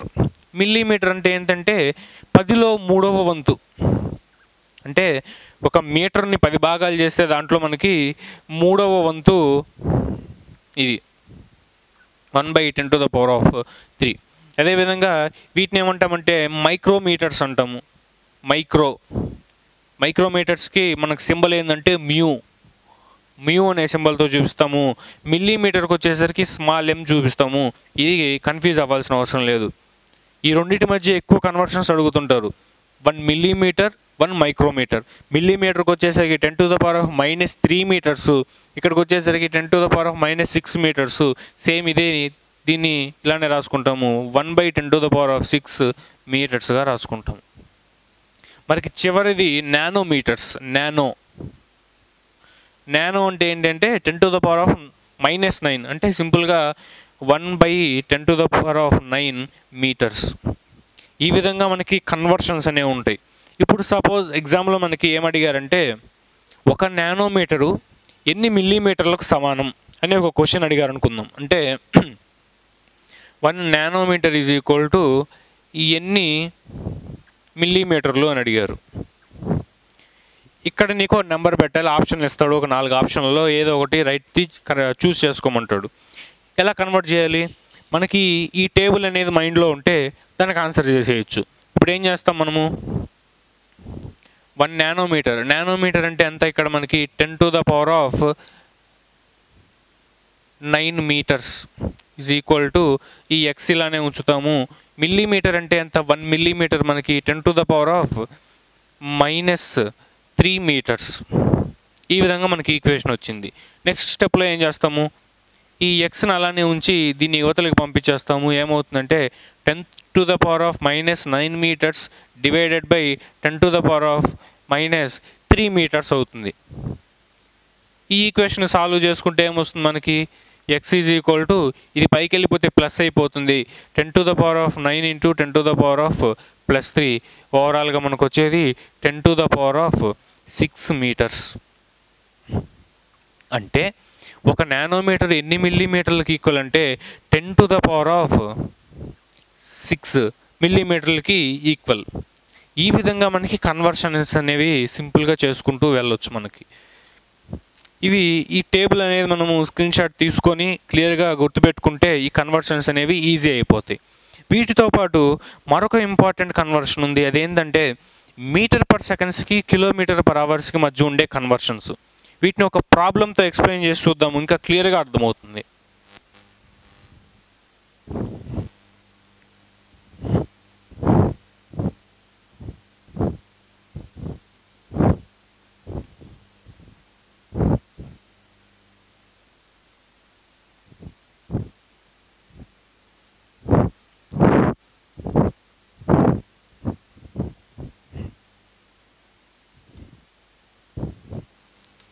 సపోజ్ ఒక ఎగ్జాంపుల్ తీసుకుందాము. ఏంటంటే ఒక ప్రయాణము. ఒక అబ్బాయి ఉన్నాడు, ఆ అబ్బాయి పేరు రోహిత్ అనుకుందాము. రోహిత్ ఏం చేస్తున్నాడంటే ఒక ప్రయాణం చేస్తున్నాడు. ఆ ప్రయాణంలో ఆయన యొక్క స్పీడ్ ఏంటి అంటే 50 km/h స్పీడ్తో ఆయన ప్రయాణం చేస్తున్నాడు. 50 km/h స్పీడ్తో ఆయన ప్రయాణం ముందుకు సాగుతోంది. ఆయన యొక్క డిస్టెన్స్ ఎంత ప్రయాణం చేస్తున్నాడు అంటే ఆయన మొత్తం దూరము 500 కిలోమీటర్లు ప్రయాణం చేస్తున్నాడు అనుకుందాం. 500 కిలోమీటర్లు. అయితే నాకు ఇప్పుడు ఆయన ఎంత టైంలో ప్రయాణం చేస్తున్నాడన్న కాల వ్యవధి కావాలి, కాలం కావాలి, ఆయన ప్రయాణం చేస్తున్న యొక్క ప్రయాణ యొక్క వ్యవధి కావాలి. అయితే ఇక్కడ నేను అవర్స్ ఇచ్చాను, నాకు ఈ కాలం దేంట్లో కావాలంటే సెకండ్స్లో కావాలి. సెకండ్స్లో కావాలి నాకు దీని యొక్క వాల్యూ. అంటే ఈ క్వశ్చన్ ఇచ్చి నీకేమిస్తాడు, option A, option B, option C, option D అన్నిట్లో కూడా సెకండ్స్ ఉన్నవే ఇచ్చాడు కానీ నీకు అవర్స్ ఉన్నవి ఇలా. మరి ఇలాంటప్పుడు ఏం చేయాలి అంటే నార్మల్గా ప్రాబ్లం చేసేసి వచ్చిన దాన్ని సెకండ్స్లోకి మార్చుకోవచ్చు, లేదా డైరెక్ట్గా మనం సెకండ్స్లోనే ఆన్సర్ తెప్పియచ్చు. రెండు పద్ధతులు చూద్దాం. ఇప్పుడు మనకి ఎస్ వాల్యూ ఇచ్చాడు, ఎస్ ఈజ్ ఈక్వల్ టు డి/టి అనేది మనకి ఫార్ములా, తెలిసిన ఫార్ములా, ఇది మైండ్లో ఉండాలి ఎప్పుడు కూడా. ఇప్పుడు ఈ ఎస్ వాల్యూ 50 అని ఇచ్చాడు, మనకి 50 km/h ఇచ్చాడు, 50 km/h అని ఇచ్చాడు. డిస్టెన్స్ ఎంత అంటే 500 కిలోమీటర్లు అని అది కూడా ఇచ్చేసాడు. 500 కిలోమీటర్లు బై టైం అనేది మనకు తెలియదు, కనుక్కోవాలి. సో దీన్ని మనం రీఅరేంజ్ చేస్తే టీ అనేది ఎంత అవుతుంది, 500 కిలోమీటర్స్ డివైడెడ్ బై 50 km/h. ఇక్కడ క్యాన్సిలేషన్ చేయండి, మనకి కిలోమీటర్ క్యాన్సిల్ అయిపోతుంది. ఈ 51 50 10 క్యాన్సిల్ అయిపోతుంది. ఇక్కడ మనకి ఏమొస్తుందంటే టీ ఈజ్ ఈక్వల్ టు 10 అని వచ్చింది. 10 అలా వదిలేద్దామా, దానికి ప్రమాణాలు ఏదో ఒకటి ఇవ్వాలి కదా. మరి ఈ కిలోమీటర్ క్యాన్సిల్ అయిపోయిన తర్వాత ఇక్కడ ఏం మిగిలింది, 1/h అని మిగిలింది. దాన్ని మనము రీఅరేంజ్ చేసుకుంటే 10 hours అని వచ్చింది. అంటే అతను ఈ 500 కిలోమీటర్లు ప్రయాణించడానికి ఎంత టైం పట్టింది, ఇక్కడ 10 గంటలు పట్టింది. మరి నాకు ఇక్కడ ఆప్షన్లు ఏమో సెకండ్స్లో ఉన్నాయి. ఇప్పుడు నువ్వు గంటల నుంచి సెకండ్స్లోకి మార్చుకోవచ్చు. మనం ఫార్ములా చూసాం కన్వర్షన్స్ ఏ విధంగా, 10 ఇంటూ మనకి ఫస్ట్ మినిట్స్లోకి మార్చుకుంటే 60 అవుతుంది, మళ్ళీ సెకండ్స్లోకి మార్చుకుంటే ఇంకొక 60 అవుతుంది. మొత్తం మీద మనకి 10 ఇంటూ 3600 అవుతుంది. మొత్తం క్యాలిక్యులేట్ చేసుకుంటే మనకి 36,000 సెకండ్స్ దీనికి టైం పట్టింది. దేనికి, రోహిత్ చేసిన ప్రయాణానికి మొత్తం టైం ఎంత పట్టిందంటే 36,000 సెకండ్లు. నీకు ఇక్కడ సెకండ్స్ లేకపోయినా కూడా సెకండ్స్ తెప్పించే ఆన్సరు నువ్వు ఆప్షను కరెక్ట్ చేయడం జరుగుతుంది. ఇది ఒక పద్ధతి. అయితే మనకి రెండవ పద్ధతి ఉంది, అదేందో చూద్దాం. మరి km/hని m/s మార్చడానికి ఏం చేస్తామంటే దానికి మనకి ఫార్ములా అనేది డైరెక్ట్గా గుర్తు రాకపోతే సింపుల్గా అప్పటికప్పుడు పేపర్ మీద కన్వర్ట్ చేసుకోవచ్చు. అలా అయినా చేసుకోవచ్చు, గుర్తుపెట్టుకోవచ్చు. ఏ విధంగా అంటే చూడండి, 1 km/h ఎన్ని m/s అనేది ఇప్పుడు మన సమస్య కాబట్టి కిలోమీటర్లను ఏం చేస్తున్నామంటే మనము ఈ 1 అనేది అలానే ఉంచుదాము కాసేపు. కిలోమీటర్లకి మనకి ఎన్ని మీటర్లు, 1000 మీటర్లు. యాజ్ ఇట్ ఈజ్గా రాసుకుందాం అలానే 1000 మీటర్లు. 1 గంటకి ఎన్ని సెకండ్లు, మనం m/s కదా మార్చాలి. మీటర్లు వచ్చేసి సెకండ్లు కావాలి. ఇప్పుడు మనకి ఈ గంటని ఎన్ని సెకండ్లలోకి మార్చుకుంటాం మనం, ఇందాక నుంచి చేస్తూనే ఉన్నాం క్యాలిక్యులేషన్లు. 3600 సెకండ్లు వస్తాయి మనకి, 3600 సెకండ్స్. ఇప్పుడు మరి క్యాన్సిలేషన్ చేస్తే అయిపోతుంది కదా. ఈ 2 సున్నాలకి 2 సున్నాలు, ఇది క్యాన్సిల్ చేస్తే మనకి ఎంత వస్తుందంటే 5/18 వస్తుంది. అంటే ఓవరాల్గా మనకి 1 km/h అనేది వాల్యూ m/s చెప్పాలంటే ఎంత చెప్పొచ్చు, 5/18 m/s. ఈ రిలేషన్ క్లియర్గా గుర్తుపెట్టుకోవాలి. 1 km/h అనేది 5/18 m/s. ఒకవేళ నేను m/s ఉన్నదాన్ని km/hలోకి మార్చాలి అంటే ఇదే రిలేషను కొంచెం తిప్పించి రాసుకోవటమే అంతే. m/s వచ్చేసరికి ఏమవుతుంది, ఇది అవతల వైపుకి వస్తే ఏమవుతుందంటే 18/5 అవుతుంది, km/h అవుతుంది. ఇప్పుడు దీని మీద ఒక చిన్న ప్రాబ్లం చూద్దాము. సపోజ్ ఈ విధంగానే ప్రయాణం జరుగుతుంది అనుకుందాము, 50 km/h, 500 కిలోమీటర్స్. ఈ విధంగా ఒక చిన్న ప్రాబ్లం చూద్దాము. ఆ కన్వర్షన్ అనేది మనకు క్లియర్గా అవుతుంది. సపోజ్ మనకి ఇదే ప్రయాణము, ఇదే రోహిత్ అనే వ్యక్తి ప్రయాణం జరుగుతోంది. ఈసారి స్పీడ్ ఇవ్వలేదు అనుకుందాము, డైరెక్ట్గా టైం ఇచ్చారు. టైం ఎంత ఇచ్చారంటే 10 hours అని డైరెక్ట్గా టైం ఇచ్చేసారు. ఇందాక మనం చేసిన ప్రాబ్లమే కొంచెం మార్చి చెప్తున్నాం. ఇప్పుడు టైం 10 hours అని ఇచ్చేసారు, డిస్టెన్స్ ఇచ్చారు, స్పీడ్ వరకు మనకి ఇవ్వలేదు. మరి ఈ స్పీడ్ని కనుక్కోవటం చేయాలి. కానీ ఆప్షన్స్లో ఈసారి km/h ఇవ్వలేదు, m/s ఇచ్చారు. ఇప్పుడు నువ్వు డైరెక్ట్గా m/s కనుక్కోవాలి అంటే ఆ ఫార్ములా వాడితే మనకి డైరెక్ట్గా m/s వచ్చేస్తుంది. సో స్పీడ్కి ఫార్ములా ఏంటి, డిస్టెన్స్ ఎంత ఇక్కడ 500 టైం ఎంత ఇక్కడ 10 అవర్స్, అంటే 500 kilometres divided by 10 hours cancel చేస్తే మనకు వచ్చేది ఇక్కడ 50 కిలోమీటర్స్ పర్ అవర్ అనేది మనకి స్పీడ్ అనేది వచ్చింది. 50 కిలోమీటర్ పర్ అవర్ స్పీడ్ వచ్చింది.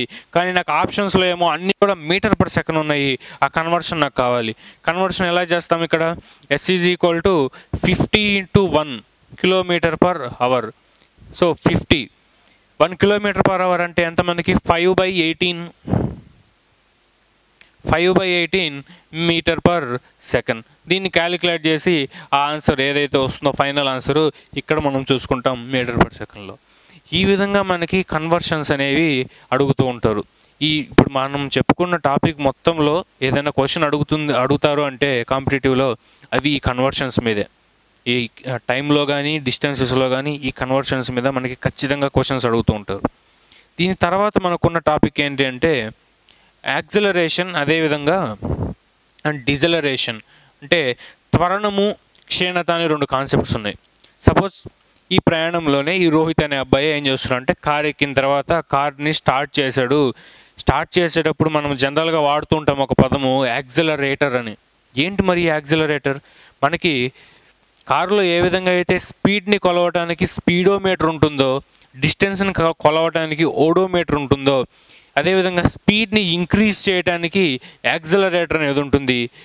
అదేవిధంగా స్పీడ్ని డిక్రీజ్ చేయడానికి అంటే డిజలరేషన్ చేయడానికి మనకి ఏముంటుందంటే బ్రేక్స్ అనేవి ఉంటాయి. ఇప్పుడు చూడండి, ఈ యాక్సిలరేషన్, డిజలరేషన్ అనేవి ఏ విధంగా ఉంటాయో చూద్దాం. మనకి యాక్సిలరేషన్ అంటే త్వరణము. త్వరణము అంటే ఏంటంటే మనకి వెలాసిటీ బై టైం. ఇంతకుముందు మనం వెలాసిటీ అంటే ఏం చెప్పుకున్నాము? స్థానభ్రంశము బై కాలం అని చెప్పుకున్నాము. అదేవిధంగా ఆ వెలాసిటీని మళ్ళీ టైంతో భాగిస్తే వచ్చేదాన్ని ఏమంటామంటే త్వరణము అంటాము. ఈ త్వరణం ఎప్పుడైతే పెరుగుతుందో, యాక్సిలరేషన్ ఎప్పుడైతే పెరుగుతుందో స్పీడ్ కూడా పెరగటం మనం గమనించవచ్చు. అందుకే బండి యాక్సిలరేషన్ ఇట్లా పెంచినప్పుడు హై స్పీడ్తో పోతుంది, యాక్సిలరేషన్ మనం తగ్గించినప్పుడు స్పీడ్ అనేది తగ్గుతుంది. సో యాక్సిలరేషన్ తగ్గితే ఏం జరుగుతుంది అంటే దాన్ని మనము స్పీడ్ తగ్గటము అంటాము. ఎందుకంటే ఈ యాక్సిలరేషను, ఈ వెలాసిటీ లేదా స్పీడ్ అనేది డైరెక్ట్లీ ప్రపోర్షనల్గా ఉన్నాయి. యాక్సిలరేషను అదేవిధంగా ఈ వెలాసిటీ అనేవి డైరెక్ట్లీ ప్రపోర్షనల్లో ఉన్నాయి, అంటే అనులోమానుపాతంలో ఉన్నాయి ఈ రెండు కూడా. సో ఈ విధంగా యాక్సిలరేషన్ పెరిగినప్పుడు దాని యొక్క స్పీడ్ పెరుగుతుంది, తక్కువ టైంలో అది గమ్యాన్ని చేరుకుంటుంది. ఇక్కడ టైం అనేది తగ్గిపోతుంది. ఎందుకు అంటే యాక్సిలరేషను అదేవిధంగా టైం అనేవి విలోమానుపాతంలో ఉన్నాయి. ఈ రిలేషన్స్ గుర్తుపెట్టుకోవాలి. యాక్సిలరేషను, వెలాసిటీ ఏమో అనులోమానుపాతము, టైంతో ఏమో విలోమానుపాతంలో ఉన్నాయి. మరి యాక్సిలరేషన్ తగ్గిపోతే దాన్ని ఏమంటామంటే డిజలరేషన్ అని ఇప్పుడే చెప్పుకున్నాము మనము. డిజలరేషన్ దాన్నే మనము తెలుగులో క్షీణత అంటాము. అంటే వడి క్షీణించటము, వేగము క్షీణించటము అంటాం దాన్ని. స్పీడ్ తగ్గిపోతుంది, మనము ఆ గమ్యాన్ని చేరుకోవడానికి టైం ఎక్కువ పడుతుంది, కాలం అనేది ఇంక్రీజ్ అవుతుంది. సో ఇది ఓవరాల్గా యాక్సిలరేషను అదేవిధంగా క్షీణత గురించి మనకి సింపుల్గా ఉండేది. వీటి యొక్క యూనిట్స్, వీటి యొక్క ప్రమాణాలు ఏంటి అంటే మీటర్ పర్ సెకండ్ స్క్వేర్. వీటి యొక్క ప్రమాణాలు మనకి వెలాసిటీకి, స్పీడ్కి మీటర్ పర్ సెకండ్ అనుకున్నాము. దీని కింద ఇంకొక టైం అనేది మనం భాగించడం జరిగింది కాబట్టి అది సెకండ్ స్క్వేర్గా మారుతుంది, మీటర్ పర్ సెకండ్ స్క్వేర్. వీటి యూనిట్స్ అన్నీ కూడా గుర్తుపెట్టుకోవడం చాలా ఇంపార్టెంట్. సో ఇప్పుడు మనకి ఓవరాల్గా అన్ని యూనిట్స్ అండ్ కన్వర్షన్స్ అయిపోయిన తర్వాత మనకున్న టాపిక్ ఏంటి అంటే టైప్స్ ఆఫ్ మోషన్స్, అంటే చలనాలలో రకాలు. మనం ఈ విధంగా చెప్పుకున్నాం కదా, చలనం ఈ విధంగా జరుగుతుంది అని కదలికల తర్వాత ఆ చలనాలలో రకాలు ఏ విధంగా ఉంటాయి అనేది యాక్చువల్గా మనకి 6th క్లాస్లోనే ఉంది. దాన్ని ఇప్పటి వరకు చెప్పకుండా ఇంత దూరం తేవడానికి కారణం ఏంటి అంటే ఇవన్నీ చెప్పిన తరువాతే మనకి ఆ చలనాలలో రకాలు అర్థమవుతాయి. ఊరికనే చెప్పేయచ్చు వృత్తాకార చలనం ఒకటి ఉంటుంది, రేఖీయ చలనం ఒకటి ఉంటుంది, డోలక చలనం ఒకటి ఉంటుందని అంతవరకు చెప్పేయచ్చు. కానీ అది ఎందుకు జరుగుతుంది అని అర్థం కావాలంటే ఈ కాన్సెప్ట్ మొత్తం క్లియర్గా ఉంటే అది క్లియర్గా అర్థమవుతుంది. కాబట్టి ఆ చలనాలలో రకాలని కూడా ఒకసారి చూద్దాం. మనకి చలనాలలో రకాలు చాలా ఉంటాయి. అంటే అది పోయే పాత్ను బట్టి, అది ఏ విధంగా అయితే దారిని ఎంచుకుంటుందో ఆ ఎంచుకున్న దారిని బట్టి మనకి చలనంలో రకాలు ఉంటాయి. సపోజ్ ఒక ఆబ్జెక్ట్ లేకపోతే ఒక మనిషి సరళ రేఖలో కదులుతూ ఉన్నాడు అనుకుందాం, స్ట్రైట్ లైన్లో వెళ్తున్నాడు. అలాంటి చలనాన్ని ఏమంటామంటే మనము లీనియర్ మోషన్ అంటాము, రేఖీయ చలనము. లీనియర్ మోషన్ అంటే అటు ఇటు వంకర్లు లేకుండా స్ట్రైట్గా వెళ్ళే పాత్ని ఏమంటామంటే లీనియర్ మోషన్ అంటాము. దీంట్లో మనం చూసేది ఏంటంటే స్ట్రైట్ పాత్ అనేది ఉంటుంది దీంట్లో. అదేవిధంగా మనం చెప్పుకున్నాము వెలాసిటీ అనేది ఒక వెక్టార్ క్వాంటిటీ అని, సదిశ రాశి అని. నువ్వు ఎప్పుడైతే ఈ విధంగా స్ట్రైట్గా వెళ్తున్నావో ఒక కార్లో ఇలా స్ట్రైట్గా వెళ్తున్నప్పుడు నీ వెలాసిటీ అనేది ఇలానే ఉంటుంది, దాని డైరెక్షన్ ఇలా ఉంది కాబట్టి నువ్వు స్ట్రైట్గా వెళ్తూ ఉన్నావు. ఈ పాత్ మారట్లేదు కాబట్టి వెలాసిటీ ఎంత దూరం వెళ్ళినా కూడా ఇదే డైరెక్షన్లో, ఇదే దిశలో ఉండటం మనం గమనించవచ్చు. అంటే ఈ రేఖీయ చలనానికి మనకి ఏమేమి ఉంటాయంటే స్ట్రైట్ పాత్తో పాటు ఆ వెలాసిటీ యొక్క, అంటే ఆ వేగం యొక్క దిశ కాన్స్టెంట్గా ఉంటుంది, మారదు, ఒకే దిశలో ఉంటుంది ఈ వేగం యొక్క దిశ. అంటే ఆ వెలాసిటీ యొక్క డైరెక్షన్ అనేది సేమ్, ఒకే వైపు ఉండటం మనం గమనించవచ్చు ఈ లీనియర్ దాంట్లో. ఒకవేళ ఈ రెక్టిలీనియర్ మోషన్ అంటే ఏంటంటే సరళ రేఖీయ చలనము. ఈ లీనియర్ అంటే కొంచెం అంతో ఇంతో వంపులు రావచ్చు, చిన్న చిన్న వంపులు రావచ్చు. సరళ రేఖీయ చలనం అంటే ఎగ్జాక్ట్లీ స్ట్రైట్ పాత్. అలాంటి పాత్ ఎప్పుడైతే మనకు ఉంటుందో, అలాంటి దారి ఎప్పుడైతే ఉంటుందో ప్రయాణంలో, దాన్ని మనం ఏమంటామంటే రెక్టిలీనియర్ మోషన్ అంటాము. దాన్నే సరళ రేఖీయ చలనము అంటాము. మనము కాంతి అనే కాన్సెప్ట్లో చెప్పుకున్నాం, light always propagates in the rectilinear propagation of light అని మనం చెప్పుకున్నాం. అంటే ఈ విధమైన మోషనే ఉంటుంది దానికి. సరళ రేఖీయ చలనము స్ట్రైట్గా వెళ్ళిపోతుంది, అంత ఇంత కూడా వంపులు తిరగడానికి ఆస్కారం లేకుండా వెళ్ళిపోతుంది. దీన్ని మనము స్ట్రిక్ట్లీ స్ట్రైట్ పాత్ అంటాము. అంటే కొంచెం కూడా వంపులు లేని సరళ మార్గంలో వెళ్ళిపోతుంది. అదేవిధంగా దీని యొక్క వేగము, ఆ వేగం యొక్క దిశ ఖచ్చితంగా కాన్స్టెంట్గా ఉంటుంది, ఒకే డైరెక్షన్లో ఉంటుంది. ఇటు కానీ కిందికి కానీ పక్కకు కానీ ఒకటే డైరెక్షన్లో ఉంటుంది, ఎందుకంటే దాని దారి మారట్లేదు కాబట్టి. ఆ తర్వాత విషయానికి వస్తే, ఆ తర్వాత టైప్ ఆఫ్ మోషన్కి వస్తే కర్వీలీనియర్ మోషన్ అంటాము, అరేఖీయ చలనాలు అంటాం వీటిని, అరేఖీయ చలనాలు. ఈ అరేఖీయ చలనాలకు వస్తే ఎట్లుంటుందంటే, మనము ఇక్కడ రేఖీయ చలనాల్లో స్ట్రైట్ పాత్ అన్నాము, ఇక్కడికి వచ్చేసరికి ఆ దారి, అది ఎంచుకున్న దారి ఏదైతే ఉంటుందో వంకర్లుగా ఉంటుంది. మనం ఇందాక ఒక ఎగ్జాంపుల్ చెప్పుకున్నట్టు ఆ చీమ ఎప్పుడైతే తన దారిలో పోతుంటుందో స్ట్రైట్గా వెళ్ళదు, వంకర్లుగా వెళ్తూ ఉంటుంది. పక్షులు ఎగిరేటప్పుడు కానీ, అదేవిధంగా జంతువులు పరిగెత్తేటప్పుడు కానీ ఆ వంకర పాత్ అనేది మనం చూడవచ్చు రకరకాలుగా. వీటిని మనం ఏమంటామంటే అరేఖీయ చలనాలు, అదేవిధంగా కర్వీలీనియర్ టైప్ ఆఫ్ మోషన్ అంటాము. అయితే ఈ కర్వీలీనియర్లో కొన్ని రకాలు ఉంటాయి. ఏంటి అంటే మొదటిది సర్క్యులర్ మోషన్, అంటే వృత్తాకార చలనము.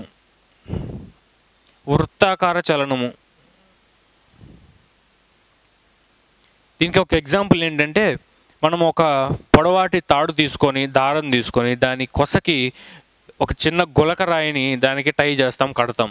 కట్టిన తర్వాత ఇంకొక వైపు మనం పట్టుకొని దాన్ని ఇలా తిప్పుతూ ఉన్నామంటే పైకి, అది ఎలాంటి మోషన్ చేస్తుంది?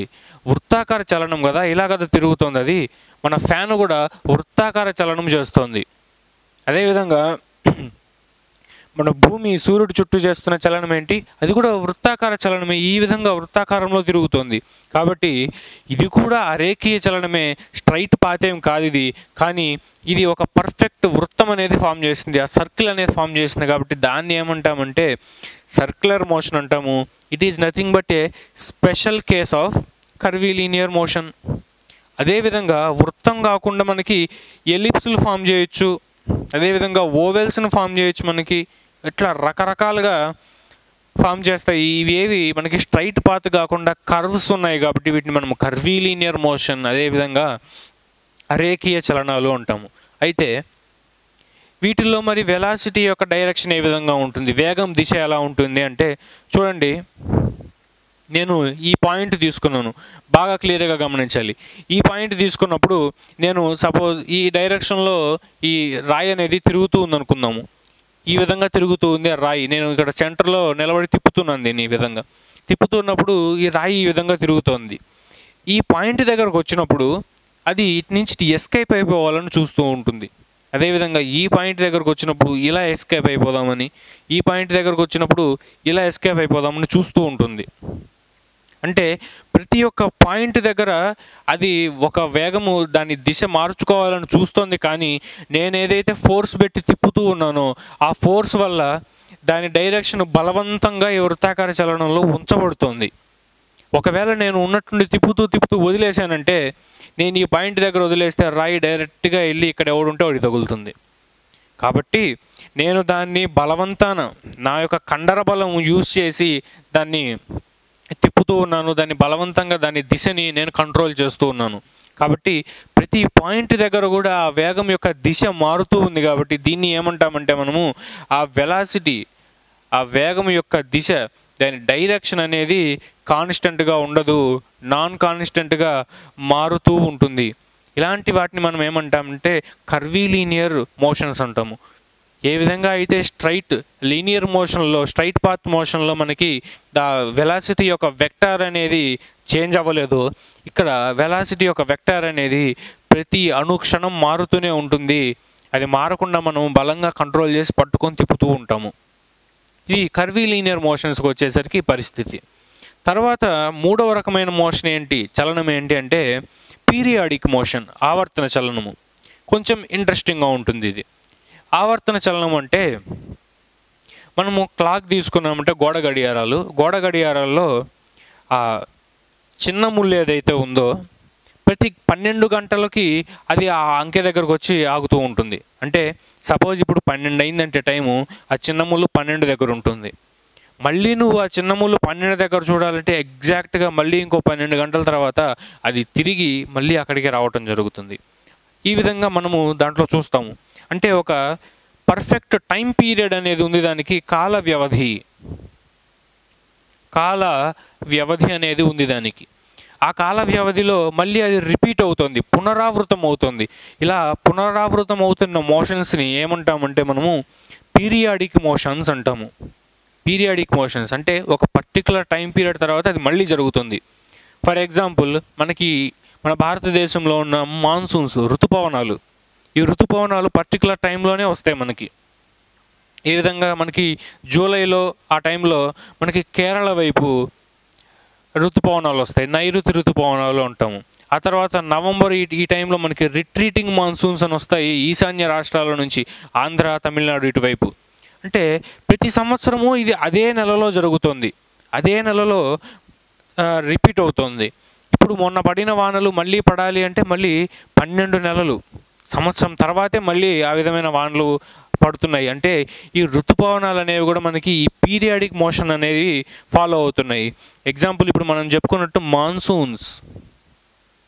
అదేవిధంగా మనకి క్లాక్లో ఉన్న ఆ గడియారాలు, ఆ ముళ్ళు ఏవైతే ఉన్నాయో పర్ఫెక్ట్ టైం పీరియడ్ తర్వాత మళ్ళీ అది అక్కడికే వచ్చి రిపీట్ అవుతుంది. అయితే ఈ క్లాక్ విషయానికి వస్తేనేమో ఆ ముళ్ళు వృత్తాకారంలో తిరుగుతుంది. మాన్సూన్స్ అనేవి వృత్తాకారంలో తిరగవు కదా, ఎలా పడితే అలా తిరుగుతాయి, అవి అరేఖీయ చలనాలు కదా అంటే అవును. మనకి పీరియాడిక్ మోషన్స్, ఆవర్తన చలనాలు ఏవైతే ఉన్నాయో అవి లీనియరు అవ్వచ్చు, అదేవిధంగా కర్వీలీనియర్ కూడా అవ్వచ్చు. ఎలా అంటే ఇది లీనియర్ అవ్వచ్చు, ఒక స్ట్రైట్ పాత్లో ముందుకెళ్ళి ఒక స్ట్రైట్ పాత్లో వెనక్కి రావచ్చు. ఈ విధంగా జరుగుతూ ఉందంటే దాని పాత్ ఏం మారట్లేదు కదా, స్ట్రైట్గానే ఉంది కాబట్టి దీన్ని లీనియర్ పీరియాడిక్ మోషన్ అనొచ్చు. ఈ క్లాక్స్ విషయానికి వస్తే సర్కిల్గా తిరుగుతున్నాయి కాబట్టి సర్క్యులర్ పీరియాడిక్ మోషన్స్ అనొచ్చు. కాబట్టి మనకి మెయిన్గా చెప్పుకునేవి లీనియర్ అండ్ కర్వీలీనియర్. పీరియాడిక్ మోషన్స్ అనేది మనకి దేని మీద డిపెండ్ అవుతుందంటే పాత్ మీద కాదు, మనకి పాత్ ఏదైనా ఉండొచ్చు, కాల వ్యవధి మీద డిపెండ్ అవుతుంది. పర్ఫెక్ట్ టైం పీరియడ్ ఉందే అది పీరియాడిక్ అవుతుంది, పర్ఫెక్ట్ టైం పీరియడ్ లేదు అంటే అది నాన్ పీరియాడిక్ మోషన్ అంటాము, ఆవర్తనము కానీ చలనము అది. ఇలాంటివి మనం చూస్తూ ఉంటాము. తర్వాత ఇంకొక రకము మోషన్ ఏంటి అంటే చలనము ఆసిలేషన్స్. ఈ ఆసిలేషన్స్ అనేవి మనకి క్లియర్గా దీని మీద స్టడీ చేసిన ఆయన ఎవరు అంటే గెలీలియో గెలీలీ అనే సైంటిస్ట్. మనం చాలాసార్లు వినే ఉంటాం. ఆయనకి చాలా గొప్ప ఇంట్రడక్షన్ ఇస్తారు, రాళ్లతో కొట్టించుకున్న వీరుల్లాగా. ఎందుకు రాళ్ళతో కొట్టించుకున్నాడంటే మంచి చెప్పాడు, రాళ్ళతో కొట్టించుకున్నాడు. అప్పుడున్న ఆ క్యాథలిక్ క్రిస్టియన్స్ ఈయన మాట వినలేదు. ఈయన చెప్పిన ఖగోళ శాస్త్రం గురించి చెప్పిన నిజాలు వాళ్ళకు వినలేదు. ఎందుకంటే బైబిల్లో అలా లేదు, నువ్వు దేవుడికి వ్యతిరేకంగా మాట్లాడుతున్నావు అని రాళ్ళతో కొట్టారు. అలాంటి వ్యక్తి మనకి ఈ ఆసిలేషన్, డోలాయమాన చలనం అనే వాటిని కనుక్కున్నాడు. మరి ఏంటి ఆసిలేషన్స్ అంటే, ఒకరోజు ఆయన చర్చిలో ప్రార్థన కోసం కూర్చున్నప్పుడు అలా దీపం వైపు చూస్తూ ఉన్నాడు. ఇప్పుడు లైట్స్ ఉన్నట్టు అప్పుడు లేవు, దీపాలు ఏలాడి తీసేవాళ్ళు చర్చిలో. దానివైపు ఆయన చూస్తూ ఆలోచిస్తూ ఏదో దానివైపు చూస్తున్నప్పుడు ఆ దీపం అనేది ఎలా కదులుతోంది అంటే, ఈ స్లాబ్కి సీలింగ్కి కట్టిన దీపము ఇలా ఉంది, దాంట్లో దీపం ఇలా ఉంది, ముందుకి వెనక్కి కదులుతూ ఉంది. ఇలా గాలికి ముందుకి వెనక్కి ఇలా కదులుతూ ఉంది. దీన్ని ఆయన స్టడీ చేయాలనుకున్నాడు. చాలా ఇంట్రెస్టింగ్గా అనిపించింది. ఇంటికి వెళ్ళి ఏం చేశాడంటే, ఒక దారం తీసుకున్నాడు. ఆ దారం చివరన ఒక ఇనప బంతి లాంటిది కట్టాడు. దాన్ని సీలింగ్కి ఏలాడదీసి టెస్ట్ చేయటం మొదలుపెట్టాడు. ఇలా అన్నప్పుడు ముందుకి వెనక్కి కదులుతోంది. ఒక ఫిక్స్డ్ పొజిషన్కి అటు ఇటుగా కదులుతోంది. అంటే ఎలా ఉంది అంటే ఈ విధంగా ఆయన ఏలాడదీసి దాన్ని కొంచెం ఇట్లా ఫోర్స్ ఇచ్చినప్పుడు ఇలా ముందుకెళ్ళింది, తర్వాత మళ్ళీ ఇలా వెనక్కి వస్తుంది. అంటే ఈ విధంగా దాని మోషన్ ఉందన్నమాట, ముందుకి వెనక్కి అలా తగ్గి చిన్నగా ఇలా ఆగిపోతుంది. ఈ పొజిషన్ ఏమైతే ఉందో దీన్ని మనము మీన్ పొజిషన్ అంటాము. మీన్ పొజిషన్ తెలుగులో విరామ స్థానము. మీన్ పొజిషన్ లేదా ఈక్విలిబ్రియం పొజిషన్ లేదా విరామ స్థానము అంటాము. వీటిని ఏమంటామంటే టు అండ్ ఫ్రో పొజిషన్స్ అంటాము. టు అండ్ ఫ్రోగా కదులుతూ ఉంటుంది, అంటే ముందుకి వెనక్కి కదులుతూ ఉంటుంది ఈ ఆసిలేషన్స్. ఇది ఆయన స్టడీ చేయటం వల్ల తర్వాత మనకి తయారు చేసిన క్లాక్స్, గోడ గడియారాల్లో ఇలాంటి లోలకాలను వాడేవాళ్ళు. దాన్ని ఆ లోలకంలో ఉన్న ఆ గుండ్రటిది దాన్ని ఏమంటామంటే మనము బాబ్ అంటాము. BOB బాబ్ అంటే లఘులోలకము అంటాము దాన్ని తెలుగులో. లఘులోలకము అంటే ఈ డోలాయమాన చలనంలో మనము ఈ లఘులోలకాన్ని ఆ క్లాక్స్లో వాడి మనము ఆ ఆసిలేటింగ్ క్లాక్స్ అనేవి మొట్టమొదట మనం కనిపెట్టడం అనేది జరిగింది. సో ఈ విధంగా మనకి చలనాలలో రకాలు మనం చూస్తున్నాం. ఇప్పుడు మనం టైం మెజర్ చేయడానికి ఇప్పుడు మనము అడ్వాన్స్డ్ క్లాక్స్ వాడుతున్నాము. ఒకప్పుడైతే ఈ డోలాయమాన గడియారాలే, గోడ గడియారాలే ఉండేవి. ఇప్పుడు మనకి యూఎస్ఏలో ఉన్న national institute of measurements technology, national institute of technology అనే ఒక ఇన్స్టిట్యూట్ ఉంది అమెరికాలో. అక్కడ ఎలాంటి క్లాక్స్, అడ్వాన్స్డ్ క్లాక్స్ తయారు చేశారంటే, ఆ క్లాక్లో 2 కోట్ల సంవత్సరాలు అయిపోయినా కూడా దాంట్లో ఉన్న ఆ ముళ్ళు ఏవైతే ఉంటాయో, hands, small hand, big hand ఏవైతే ఉంటాయో క్లాక్ కదిలేటప్పుడు అవి సమయాన్ని కోల్పోవు. అంటే కొన్ని సంవత్సరాల తర్వాత అయినా కూడా వీటి మధ్య రాపిడి వల్ల లేకపోతే ఎన్విరాన్మెంట్ వల్ల, రస్టింగ్ వల్ల ఒక్కోసారి అవి తిరగటం స్లోగా అయిపోతాయి, లేకపోతే ఫాస్ట్గా తిరగటం ఇలాంటివి జరుగుతుంటాయి కొన్ని సంవత్సరాల తర్వాత. కానీ వీళ్ళు ఎంత అడ్వాన్స్డ్గా తయారు చేశారంటే 2 కోట్ల సంవత్సరాల తర్వాత కూడా మనకి ఎలాంటి ఇబ్బంది లేకుండా అడ్వాన్స్డ్ క్లాక్స్ తయారు చేశారు. దీని అంతటికీ బీజం ఎక్కడ పడిందంటే ఈ గెలీలియో అనే సైంటిస్టు, ఖగోళ శాస్త్రవేత్త ఈ ఆసిలేషన్స్ అనేవి అబ్జర్వ్ చేసి దాని యొక్క థియరీని నేర్చుకోవటం తర్వాత మనకి ఇవ్వటం ద్వారా జరిగింది. ఇప్పుడు ఈయన చదివేటప్పుడు ఇంకొక థియరీ కూడా ఇచ్చాడు. ఏంటి అంటే దాని టైం పీరియడ్ అంటే కాల వ్యవధి అనేది it is directly proportional to the length of the oscillating material. నువ్వు ఇక్కడ ఏదైతే దారం తీసుకుంటావో దాని దారం అనేది ఎక్కువగా ఉంది, దాని దారం పొడవు ఎక్కువగా ఉంది అంటే అది టైం పీరియడ్ కూడా ఎక్కువ పడుతుంది రావడానికి. ఇట్లా వెళ్ళి మళ్ళీ తిరిగి చిన్నగా వస్తుంది, ఎందుకంటే దాని దారం పొడవు అంత పొడవు ఉంది. కాబట్టి ఈ రిలేషన్ ఇచ్చాడు ఆయన.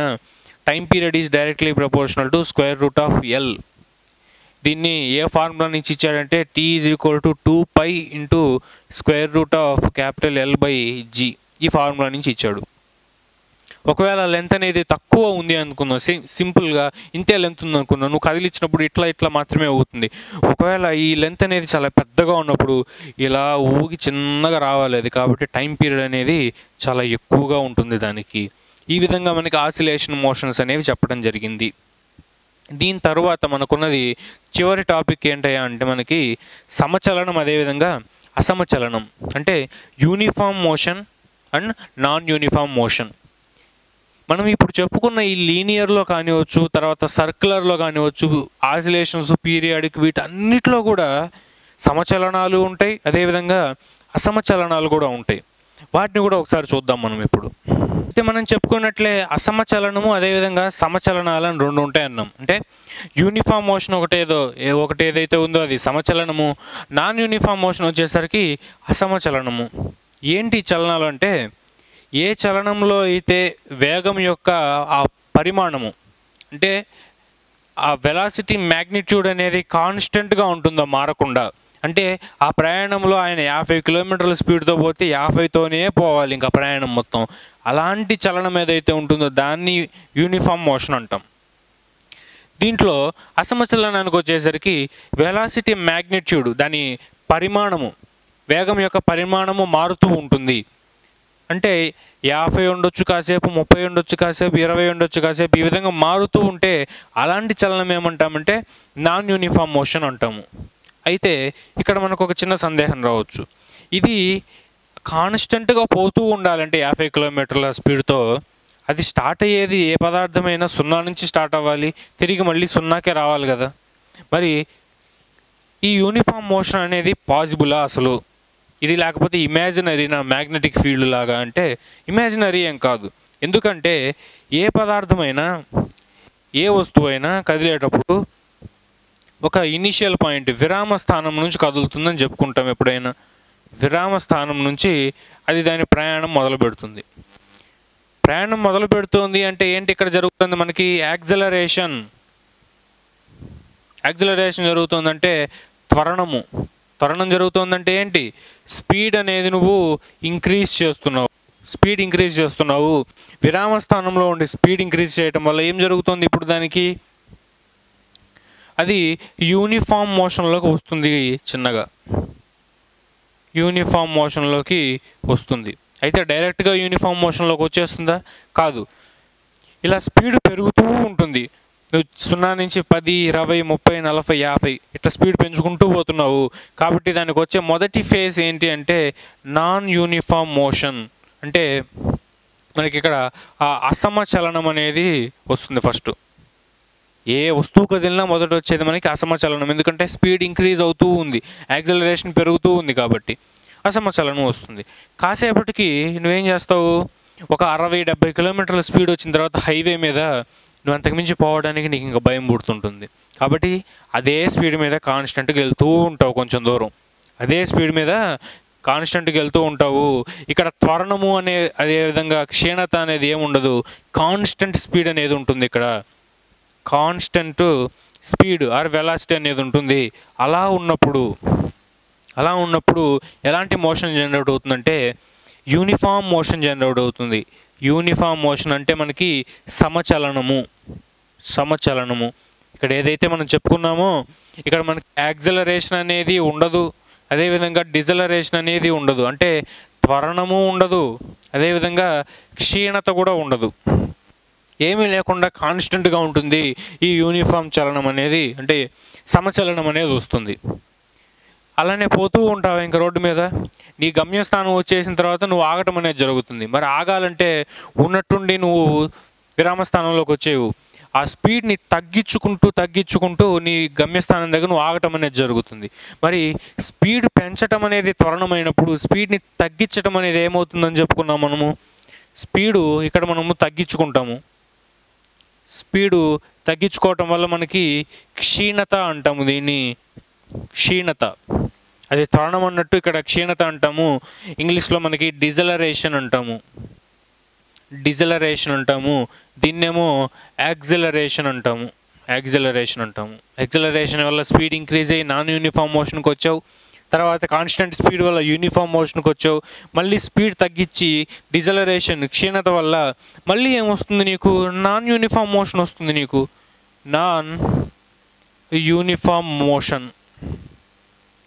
నాన్ యూనిఫామ్ మోషన్ ద్వారా నువ్వు 70 నుంచి 50కి, 50 నుంచి 10కి, 10 నుంచి చిన్నగా తగ్గుతూ 0కి వచ్చేస్తావు. మరి 0 అంటే ఏంటి, ఇంకా ఇక్కడ విరామస్థానం. సో ఈ విధంగా మనకి ఒక ప్రాసెస్ అనేది ఉంటుంది, అంతేకాని డైరెక్ట్గా యూనిఫామ్ మోషన్ అనేది ప్రకృతిలో ఎక్కడ దొరకదు మనకి. నాన్ యూనిఫామ్ మోషన్ ఉండటం వల్లనే తర్వాత మనకి యూనిఫామ్ మోషన్ వచ్చింది. యూనిఫామ్ మోషన్ ఉండటం వల్లనే నువ్వు దాన్ని స్పీడ్ తగ్గించి మళ్ళీ నాన్ యూనిఫామ్ మోషన్ తీసుకొచ్చావు. ఈ నాన్ యూనిఫామ్ మోషన్ రావటం వల్లే తిరిగి నువ్వు విరామ స్థానానికి, ఈక్విలిబ్రియం పొజిషన్కి నువ్వు రాగలిగావు. సో ఈ విధంగా మనం యూనిఫామ్ మోషన్, అదేవిధంగా నాన్ యూనిఫామ్ మోషన్ మనం చెప్పుకోగలం.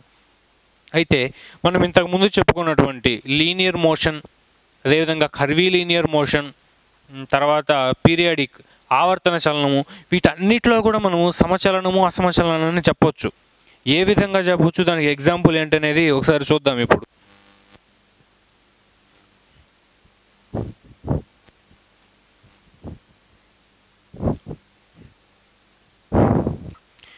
నేనేమంటున్నానంటే యూనిఫామ్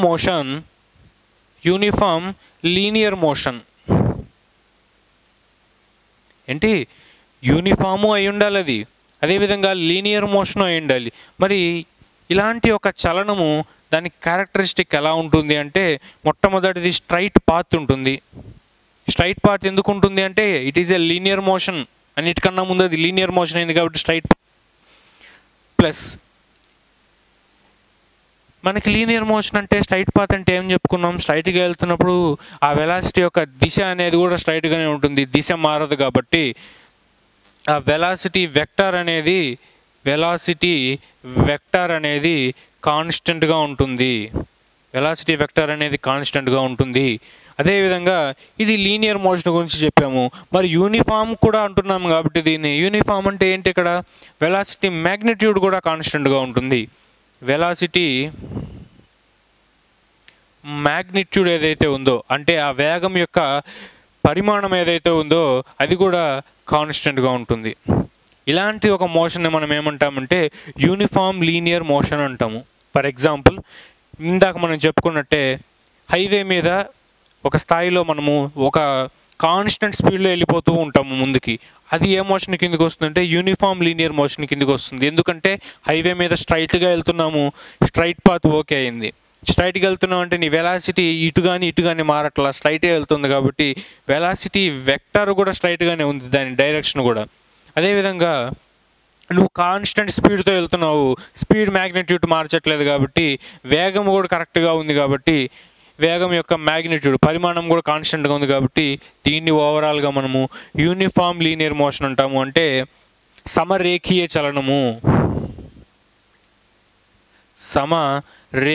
చలనము అంటాము దీన్ని.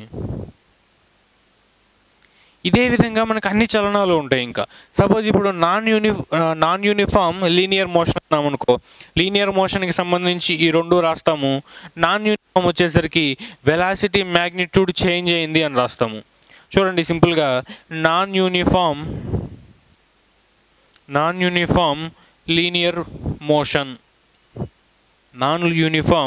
లీనియర్ మోషన్ కిందకు వచ్చేసరికి స్ట్రైట్ పాత్ అలానే ఉంటుంది, వెలాసిటీ వెక్టర్ అలానే ఉంటుంది, స్ట్రైట్ పాత్ అలానే ఉంటుంది, అదేవిధంగా వెలాసిటీ వెక్టర్ కూడా కాన్స్టెంట్గా ఉంటుంది. ఇక్కడికి వచ్చేసరికి ఈ వెలాసిటీ మ్యాగ్నిట్యూడ్ అనేది చేంజ్ అయిపోతుంది ఈ నాన్ యూనిఫామ్ మోషన్ వల్ల. అంటే ఇందాకే మనం చెప్పుకున్నట్లు ఆ కారు త్వరణంలో ఉన్నప్పుడు, క్షీణతలో ఉన్నప్పుడు ఈ విధమైన నాన్ యూనిఫామ్ లీనియర్ మోషన్ అనేది చూస్తాం.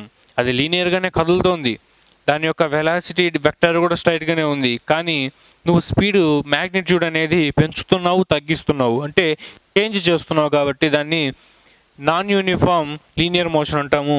దీనికి ఎగ్జాంపుల్గా ఇప్పుడు మనం చెప్పుకున్నట్టు accelerating vehicles on straight road. ఈ విధంగా మనము uniform and non uniform linear మోషన్స్ని చెప్పుకోవచ్చు. రెండవ టైప్ ఆఫ్ మోషను వృత్తాకార చలనం తీసుకుందాము. ఈ విధంగా వృత్తాకారంలో తిరుగుతూ ఉంది. మరి దీంట్లో కూడా సమచలనము అసమచలనము ఉంటుందా అంటే ఖచ్చితంగా ఉంటుంది. ఈ విధంగానే సమచలనము అంటే ఈ వృత్తాకారంలోనే నువ్వు కారు తీసుకొని రౌండ్లు వేస్తున్నావు అనుకుందాము. సేమ్ నువ్వు ఎప్పుడైతే యాక్సిలరేషన్ ఇచ్చిన తర్వాత ఒకనొక టైం తర్వాత నువ్వు ఒక స్పీడ్ని అచీవ్ చేస్తావు, 50 కిలోమీటర్లు 60 కిలోమీటర్ల స్పీడు. ఆ స్పీడు నువ్వు కంటిన్యూస్గా కాసేపు మెయింటైన్ చేస్తావు. అంటే స్పీడ్ మ్యాగ్నిట్యూడ్ అనేది మార్చట్లేదు, వేగం యొక్క పరిమాణం అనేది మార్చట్లేదు. కాబట్టి అలాంటి చలనం ఏమంటామంటే మనము యూనిఫామ్ కర్వీలీనియర్ మోషన్ అంటాము ఆ చలనాన్ని. అదేవిధంగా యాక్సిలరేటింగ్ డిజలరేటింగ్ చేస్తున్నప్పుడు, త్వరణము క్షీణత చేస్తున్నప్పుడు, అంటే దీంట్లో స్పీడ్ని నువ్వు పుంజుకుంటున్నప్పుడు తర్వాత ఆపడానికి నువ్వు స్పీడ్ని తగ్గిస్తున్నప్పుడు అది ఎలాంటి మోషన్ అంటే non uniform curvilinear motion or circular motion అంటాము. ఇక్కడ నువ్వు గుర్తుపెట్టుకోవాల్సింది 3 పాయింట్స్. ఒకటి, దాని పాత్ అనేది స్ట్రైట్ పాత కర్వ్డ్ పాత, అంటే రేఖీయంగా ఉందా లేకపోతే అరేఖీయంగా ఉందా ఒకటోది. రెండవది, దాని వెలాసిటీ, దాని వేగం యొక్క దిశ మారుతోందా అలానే ఉందా. ఈ స్ట్రైట్ లైన్లో ఏమో మారట్లేదు, ఇక్కడ వచ్చేసరికి దిశ ఇట్లా మారుతూనే ఉంది. ప్రతి పాయింట్ దగ్గర మనం ఇందాక చెప్పుకున్నట్లు దిశ మారిపోతూ ఉంది కర్వీలీనియర్లో. వెలాసిటీ మ్యాగ్నిట్యూడ్ అనేది చూస్తాం. వెలాసిటీ మ్యాగ్నిట్యూడ్ యూనిఫామ్లో అయితే మారదు, నాన్ యూనిఫామ్లో అయ్యేసరికి మారుతుంది. ఎందుకు అంటే యాక్సిలరేషన్ ఏ విధంగా డిజలరేషన్ వల్ల. ఇవి మనకి లీనియర్ అండ్ సర్క్యులర్ మోషన్స్. మరి ఆసిలేషన్స్లో కూడా ఈ విధంగా ఉంటాయా? ఖచ్చితంగా ఉంటాయి. ఆసిలేషన్స్లో కూడా నువ్వు యాక్సిలరేషన్ చేసినప్పుడు నాన్ యూనిఫామ్ అవుతుంది, అది తగ్గిపోతూ స్లోగా ఆగిపోయేటప్పటికి అదేమవుతుంది, తిరిగి నాన్ యూనిఫామ్ అవుతూ ఉంటుంది. యాక్సిలరేషన్ చేసినప్పుడు అదేవిధంగా తగ్గుతున్నప్పుడు నాన్ యూనిఫామ్ అవుతుంది. మధ్యలో ఒక ఫేజ్ వస్తుంది, కంటిన్యూస్గా ఒకే స్పీడ్తో కదులుతూ ఉండటము, ఆ టైంలో మాత్రమే అది యూనిఫామ్ అవుతుంది. ఇందాక మనము ఇక్కడ ఒక సర్కిల్ వేసుకొని ఎక్స్ప్లెయిన్ చేసుకున్నాము. అది ఆ ఫేజెస్, ఆ 3 ఫేజెస్ అనేవి ప్రతి మోషన్లోనూ ఉంటాయి. ఆసిలేషన్ మోషన్ తీసుకున్న, అదేవిధంగా మనకి పీరియాడిక్ మోషన్ తీసుకున్న, ఎలాంటి మోషన్స్ తీసుకున్నా ఈ సమచలనము అదేవిధంగా అసమచలనం అనేవి ఉంటాయి. ఇవి మనకి ఓవరాల్గా ఉన్న టాపిక్స్. ఇంకా మనకి ఆసిలేషన్స్ పీరియాడికా నాన్ పీరియాడికా ఇలా మనం ఇంకా లోపలికి వెళ్ళి ఇంకా క్లియర్గా నేర్చుకోవచ్చు. కానీ అవన్నీ కూడా మనకి 9th 10th ఇంకా క్లియర్గా ఇవ్వడం జరుగుతుంది. కాబట్టి వాటిని అక్కడ డిస్కస్ చేయడమే అప్రోప్రియేట్గా ఉంటుంది. కాబట్టి ఇంతటితో మనకి ఈ కాన్సెప్ట్ అనేది కంప్లీట్ అవుతుంది. మనకి డిస్టెన్సెస్ అండ్ మెజర్మెంట్స్, అదేవిధంగా టైమ్ అండ్ మెజర్మెంట్స్ అనే ఈ టాపిక్స్ కంప్లీట్ అవుతుంది. మనకున్న లాస్ట్ చిన్న టాపిక్ ఏదైతే ఉందో, ఇన్ఫ్యాక్ట్ మనకి టెక్స్ట్ బుక్లో చాలా ఎక్కువ ఇచ్చారు కానీ ఎక్స్ప్లెనేషను అది చాలా సింపుల్గా ఉంటుంది. గ్రాఫ్స్, రేఖాచిత్రాలు. అంటే మనకి సరళ రేఖీయ చిత్రము, దిమ్మె చిత్రాలు, పై చార్ట్స్ అనేవి కొన్ని సింపుల్ కాన్సెప్ట్స్ ఇచ్చారు. అవి ఒకసారి క్లీన్గా చూద్దాం మనము.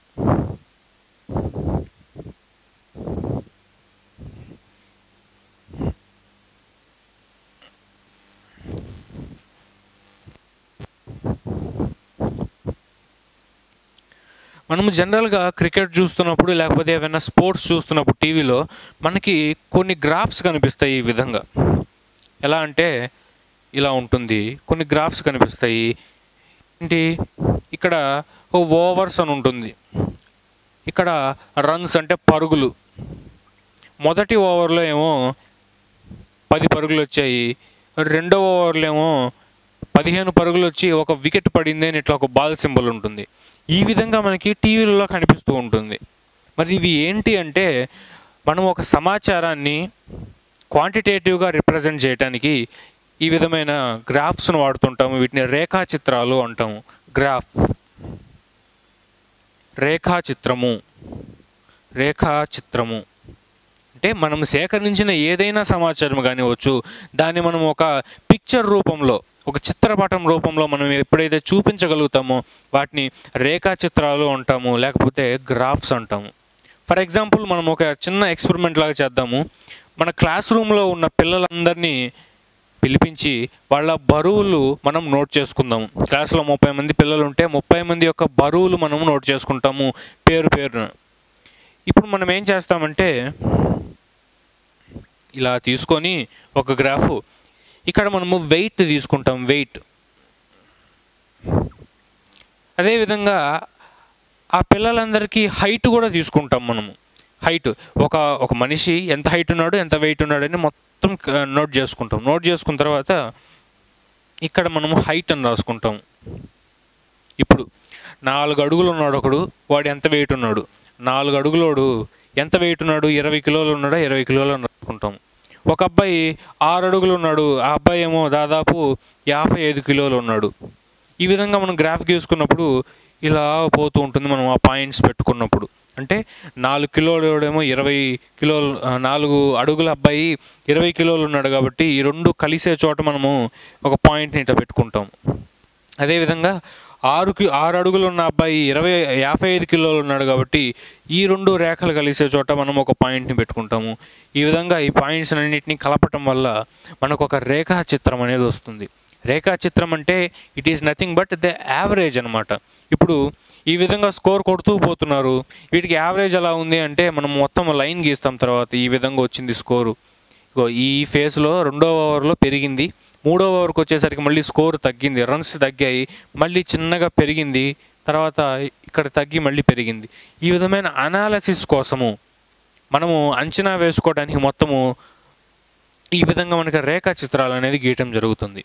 అయితే మనకున్న రేఖా చిత్రాలు ఏంటి అంటే స్పీడ్కి రేఖా చిత్రాలు ఉన్నాయి. మనం ఈ ఫార్ములా చూసాం S=D/T అని. ఇంక ఇది నువ్వు గుర్తుపెట్టుకోవాల్సిందే కంపల్సరీగా, ప్రతి ఎగ్జామ్లో అడుగుతూనే ఉంటారు. ఇంకా 9th 10th ఇది కంటిన్యూ అవుతూనే ఉంటుంది. ఇంకా S=D/T అన్నాము. ఇందాక వీటికి మధ్య ఉన్న రిలేషన్ చూసాం మనం. అనులోమానుపాతము, విలోమానుపాతం అని ఇందాక 2 చెప్పుకున్నాం మనం. స్పీడ్ అనేది డిస్టెన్స్తో డైరెక్ట్లీ ప్రపోర్షనల్గా ఉంది, స్పీడ్ అనేది టైంతో ఇండైరెక్ట్లీ ప్రపోర్షనల్గా ఉంది. ఇదేమో అనులోమానుపాతంలో ఉంది, ఇదేమో విలోమానుపాతంలో ఉంది. అయితే వీటి మధ్య గ్రాఫ్స్ ఉన్నాయి మనకి. అవే మనకి 6th ఇచ్చినవి, 7th ఇచ్చిన గ్రాఫ్స్. ఇక్కడ ఏమంటే స్పీడ్ని నేను ఎక్స్ అక్షం మీద తీసుకున్నాను. మనకి గ్రాఫ్లో ఈ విధంగా ఉంటుంది, ఈ విధంగా ప్లస్ ఆకారంలో ఉంటుంది. ఇటువైపు ఉన్నదాన్ని మనం ఏమంటామంటే ఈ ఎక్స్ అక్షము అంటాము, అంటే ఇంగ్లీష్లో ఎక్స్ యాక్సిస్ అంటాము. ఈ నిలువుగా ఉన్నదాన్ని ఏమంటామంటే మనము వై యాక్సిస్ అంటాము. ఇటువైపేమో అన్ని నెగిటివ్ వాల్యూస్ ఉంటాయి, ఇటువైపేమో పైన అన్ని పాజిటివ్ వాల్యూస్ ఉంటాయి, కింద వైపేమో అన్ని నెగిటివ్ వాల్యూస్ ఉంటాయి. ఎందుకు ఉంటాయంటే మనం అలా తీసుకుంటాం కాబట్టి ఉంటాయి, అంతే. మన కన్వీనియన్స్ కోసం తీసుకుంటాము. నేను ఈ పాజిటివ్ యాక్సిస్ మీద అంటే ఈ ఎక్స్ అక్షం మీద పాజిటివ్ వైపు నేనేం తీసుకున్నానంటే స్పీడ్, వేగం తీసుకున్నాను. ఇక్కడ నేనేం తీసుకున్నాను అంటే డిస్టెన్స్ తీసుకున్నాను. సపోజ్ టైం తీసుకున్నాను అనుకుందాం, టైం. ఇప్పుడు దీనికి సంబంధించిన రేఖాచిత్రము ఏ విధంగా వస్తుంది? ఇక్కడ చూడండి, మనకి స్పీడ్ పెరిగే కొద్దీ టైం ఏమవుతుంది? తగ్గుతుంది విలోమానుపాతం వల్ల. సపోజ్ నేను ఈ విధంగా రకరకాల స్పీడ్ల దగ్గర 5, 10, 15, 20, 25 కిలోమీటర్ల స్పీడ్ ఉంది. ఇక్కడేమో టైము 5 సెకండ్లు, 10 సెకండ్లు, అదేవిధంగా 15, 20 ఇట్లా టైం ఉంది. సపోజ్ నేను ఒకటే దూరము, ఇక్కడ డిస్టెన్స్ అనేది కాన్స్టెంట్గా ఉంచుకోవాలి. ఈ పాయింట్ టెక్స్ట్ బుక్లో కూడా మెన్షన్ చేయటము జరగలేదు. డిస్టెన్స్ అనేది కాన్స్టెంట్గా ఉన్నప్పుడు మాత్రమే నీకు ఈ గ్రాఫ్ విజిబుల్ అవుతుంది. సపోజ్ నేను ఈ ఎక్స్పెరిమెంట్ అంతా కూడా ఒక 50 కిలోమీటర్ల డిస్టెన్సు పెట్టుకొని చేస్తున్నాను. 50 కిలోమీటర్ల డిస్టెన్సు 5 km/h స్పీడ్తో వెళ్ళినప్పుడు ఎంత టైం పడుతుంది? సపోజ్ ఒక 5 సెకండ్లు పట్టింది, ఆ తర్వాత 10 సెకండ్లు పట్టింది, ఆ తర్వాత 15 సెకండ్లు పట్టింది. ఈ విధమైన పాయింట్స్ అన్ని పెట్టుకొని వాటిని కలపటం జరుగుతుంది. వాటిని కలపటం ద్వారా మనకి ఒక గ్రాఫ్ అనేది ఏర్పడుతుంది. ఈ విధంగా మనము స్పీడ్కి, టైంకి, అదేవిధంగా స్పీడ్కి, డిస్టెన్స్కి గ్రాఫ్ గీస్తాము. మరి ఇక్కడ చూస్తే ఏ విధమైన గ్రాఫ్ వస్తుంది? స్పీడ్ నువ్వు పెంచుతూ ఉన్నావంటే నువ్వు గమ్యస్థానము త్వరగా రీచ్ అయిపోతావు. అంటే స్పీడ్ పెరిగే కొద్దీ టైం తగ్గుతూ ఉంటుంది. సో స్పీడ్ ఈ విధంగా పెరిగే కొద్దీ టైం ఈ విధంగా తగ్గాలి. వాటికి సంబంధించిన గ్రాఫ్ మనం గీస్తే ఏ విధంగా వస్తుందంటే స్పీడ్ పెరిగే కొద్దీ టైం తగ్గాలంటే ఇలా వస్తుంది గ్రాఫ్.